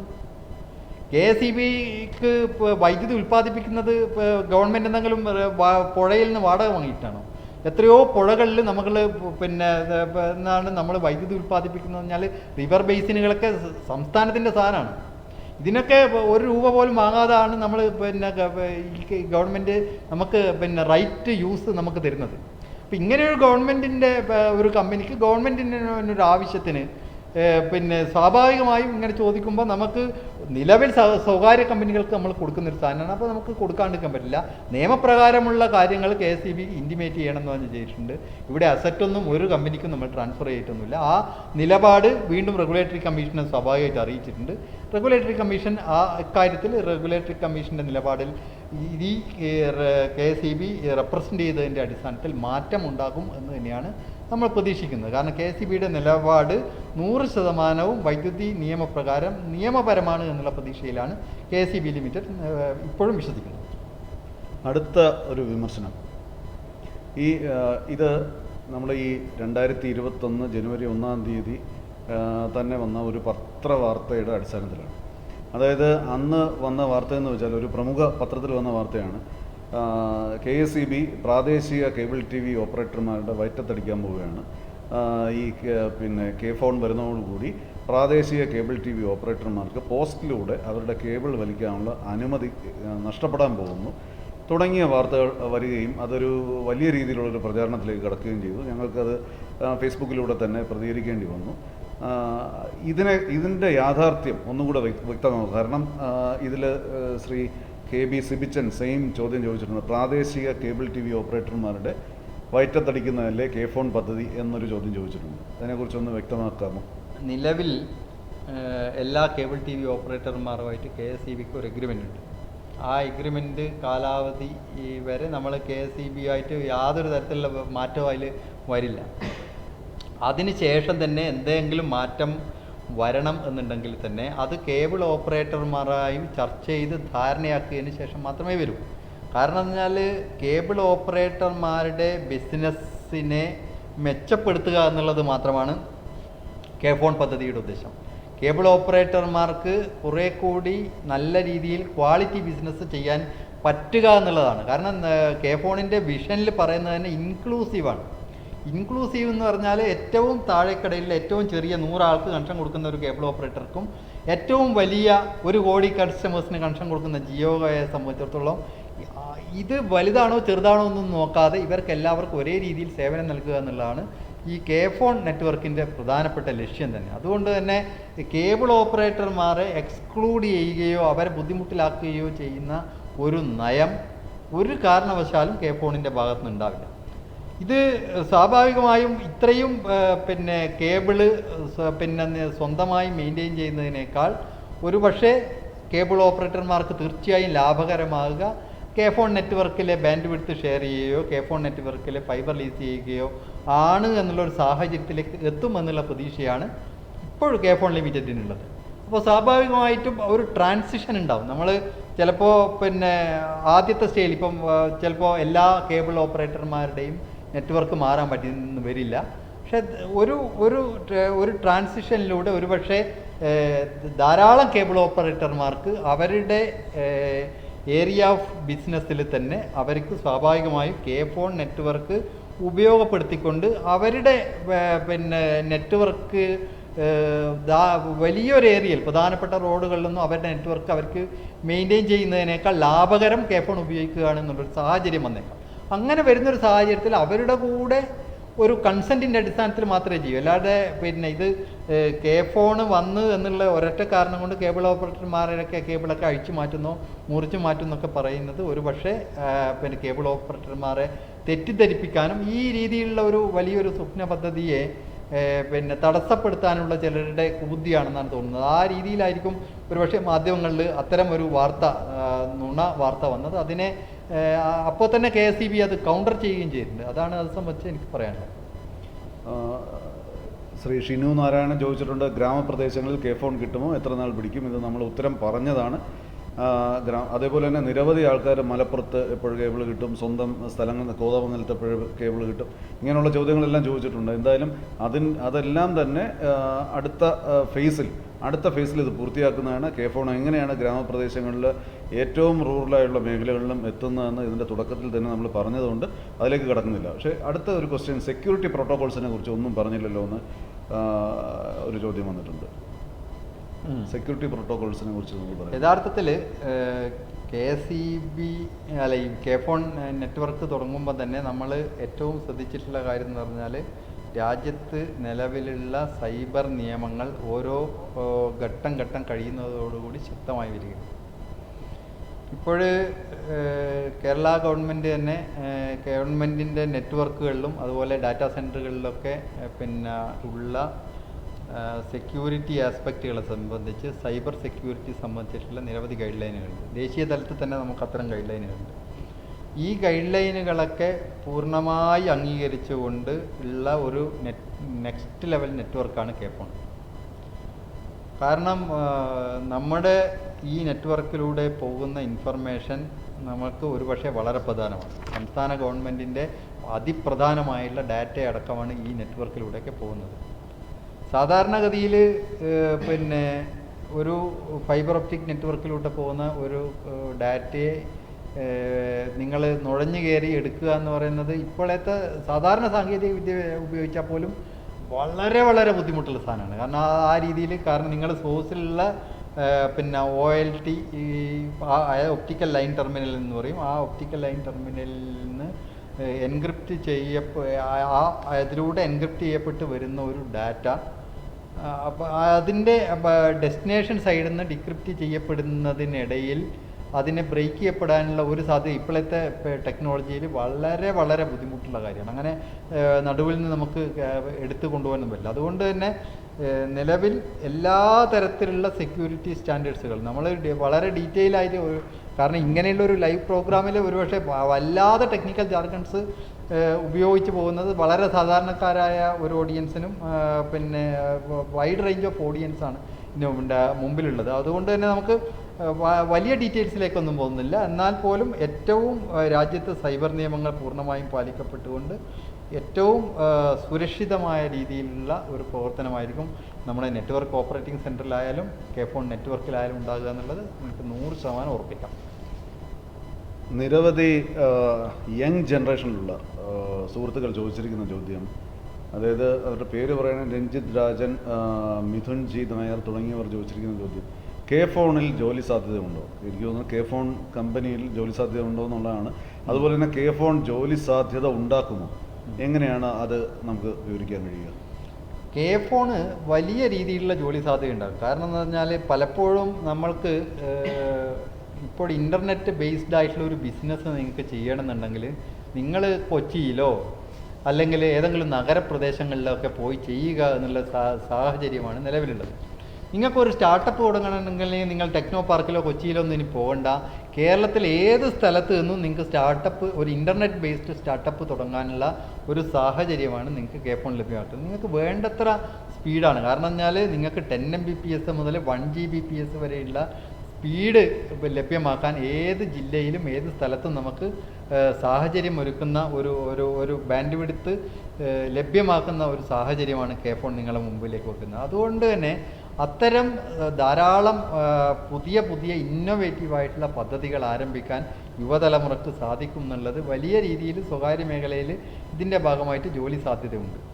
രണ്ടാമത്, ഇതുമായിട്ട് ബന്ധപ്പെട്ട് ഇപ്പോൾ നെറ്റ്വർക്ക് മെയിൻ്റനൻസ് എന്ന് പറയുന്നതൊക്കെ വിവിധ ജില്ലകളിൽ ഇപ്പോൾ 7 വർഷത്തേക്ക് ഈ ഏജൻസികളാണ് എടുത്തിട്ടുള്ളത്. ഈ ഏജൻസികൾ എടുത്തിരിക്കുന്ന ബിസിനസ് എന്ന് പറഞ്ഞാൽ ഒരുപക്ഷെ ഭാരത് ഇലക്ട്രോണിക്സ് ലിമിറ്റഡ് അവർ നേരിട്ട് വന്ന് ചെയ്യില്ല. അവർ ഇവിടെയുള്ള അതാത് ജില്ലകളിലുള്ള ആളുകളെ ട്രെയിൻ ചെയ്ത് ഫ്രാഞ്ചൈസികളാക്കിക്കൊണ്ടാണ് ഈ പ്രവർത്തനങ്ങളൊക്കെ നടത്തുന്നത്. അപ്പോൾ ഇതിൻ്റെ നെറ്റ്വർക്ക് മെയിൻ്റനൻസുമായിട്ട് ബന്ധപ്പെട്ടിട്ടൊക്കെ ധാരാളം പ്രവർത്തനങ്ങൾ നടക്കും. അതിൻ്റെയൊക്കെ ഭാഗമായി നമ്മുടെ നാട്ടിലുള്ള ധാരാളം ആളുകൾക്ക്, ഈ മേഖലയുമായിട്ട് ബന്ധപ്പെട്ട ആളുകൾക്ക് ഉള്ള ജോലി സാധ്യതകളുണ്ടാവും. ധാരാളം വ്യവസായങ്ങൾക്ക്, ഇൻ്റർനെറ്റ് അധിഷ്ഠിതമായ വ്യവസായങ്ങൾക്കുള്ള സാധ്യതയുണ്ടാവും. പുതിയ സ്ഥാപനങ്ങൾ വരാനുള്ള സാധ്യതയുണ്ടാവും. വിവിധ തരത്തിലുള്ള കമേഴ്ഷ്യൽ സേവനങ്ങൾ നൽകുന്ന സ്ഥാപനങ്ങളെ സംബന്ധിച്ചിടത്തോളം അത് നഗരങ്ങളിൽ കേന്ദ്രീകരിക്കുന്നതിന് പകരം അവർക്ക് കുറച്ചുകൂടി കുറഞ്ഞ ചിലവിൽ നടത്താൻ പറ്റുന്ന, ചിലവ് കുറഞ്ഞ കെട്ടിടങ്ങളൊക്കെ ലഭ്യമാകുന്ന ഗ്രാമങ്ങളിലേക്കൊക്കെ ഇത്തരം സ്ഥാപനങ്ങളെ മാറ്റിയെടുക്കാനുള്ള സാഹചര്യം ഉണ്ടാകും. ഇങ്ങനെ ബിസിനസ്സിനെ സംബന്ധിച്ചിടത്തോളം, ജോലി സാധ്യതയെ സംബന്ധിച്ചിടത്തോളമൊക്കെ വിപുലമായ ഒരു സാധ്യത നമ്മളെ മുന്നിൽ കെ-ഫോൺ തുറന്നു തരുന്നുണ്ട്.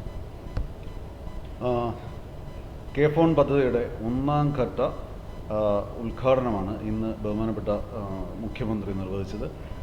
ഏകദേശം 1000-ഓളം ഓഫീസുകളുടെ കണക്ഷനാണ് ഇന്ന് ഉദ്ഘാടനം ചെയ്യപ്പെട്ടത്. അതുപോലെ തന്നെ കെ-ഫോണിൻ്റെ വെബ്സൈറ്റും ഉദ്ഘാടനം ചെയ്യപ്പെടുകയുണ്ടായി. കെ-ഫോൺ എന്നത് ഹൈസ്പീഡ് ഇൻ്റർനെറ്റ് കേരളമൊട്ടാകെ നഗരങ്ങളിലും നഗരപ്രദേശങ്ങളിലും അതോടൊപ്പം തന്നെ ഗ്രാമങ്ങളിലും കേരളത്തിൻ്റെ ഉൾപ്രദേശങ്ങളിൽ വരെ ഹൈസ്പീഡ് ഇൻ്റർനെറ്റ് എത്തിക്കുന്ന, ഡിജിറ്റൽ ഡിവൈഡ് ഇല്ലാതാക്കുന്ന കെ-ഫോണാണ് ഇന്ന് ഉദ്ഘാടനം ചെയ്യപ്പെട്ടിരിക്കുന്നത്. അതിൻ്റെ ആദ്യഘട്ടം ഉദ്ഘാടനം ചെയ്യപ്പെട്ടു. അടുത്തത് ഇത് ജൂലൈ ഓഗസ്റ്റ് മാസത്തോട് പൂർത്തിയാക്കുമെന്നും 20 ലക്ഷത്തോളം BPL ഉപഭോക്താക്കൾക്കും അതുപോലെ തന്നെ 30,000-ഓളം സർക്കാർ ഓഫീസുകൾക്കും ഹൈസ്പീഡ് ഇൻ്റർനെറ്റ്, അതുപോലെ തന്നെ മറ്റ് വിഭാഗത്തിലുള്ള ആൾക്കാർക്ക് കുറഞ്ഞ ചിലവിൽ ഇൻ്റർനെറ്റ് സൗകര്യം ഒരുക്കുന്ന ഒരു പദ്ധതിയുടെ തുടക്കമാണ് ഇന്ന് ഉണ്ടായത്. ഒരു ചരിത്ര മുഹൂർത്തമായിരുന്നു കേരളത്തിൻ്റെ കാര്യത്തിൽ ഉണ്ടായിരിക്കുന്നത്. ഇതോടുകൂടി തന്നെ തുറമുഖങ്ങളിലും വിമാനത്താവളങ്ങളിലും IT പാർക്കുകളിലും കേരളത്തിൻ്റെ ഉൾഗ്രാമങ്ങളിൽ വരെ ഹൈസ്പീഡ് ഇൻ്റർനെറ്റ് എത്തുന്നതോടുകൂടി കേരളത്തെ ഒരു ഇന്ത്യയിൽ തന്നെ ഏറ്റവും വികസിക്കുന്ന ഒരു സംസ്ഥാനമായി മാറ്റുന്ന ഒരു ചരിത്ര മുഹൂർത്തമാണ് ഇന്നുണ്ടായത്.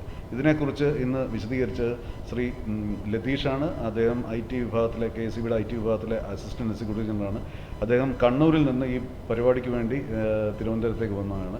അദ്ദേഹത്തിന് ഹാർദവമായി KSEBിയുടെ സോഷ്യൽ മീഡിയയുടെ പേരിൽ നന്ദി രേഖപ്പെടുത്തുന്നു. അതുപോലെ തന്നെ ഈ പരിപാടി ഇത്രയും നേരം ആസ്വദിച്ച, വീക്ഷിച്ച എല്ലാ ഉപഭോക്താക്കൾക്കും നന്ദി രേഖപ്പെടുത്തിക്കൊണ്ട് അവസാനിപ്പിക്കുന്നു. ഇതുപോലെയുള്ള പരിപാടികളുമായിട്ട്, ഇതുപോലെയുള്ള ലൈവ് പ്രോഗ്രാംസുമായിട്ട്, വിവിധ പദ്ധതികളെക്കുറിച്ചുള്ള ലൈവ് പ്രോഗ്രാംസുമായിട്ട് നമ്മൾ ഇനിയും വരും. എല്ലാവരുടെയും സഹകരണം പ്രതീക്ഷിക്കുന്നു. നന്ദി, നമസ്കാരം.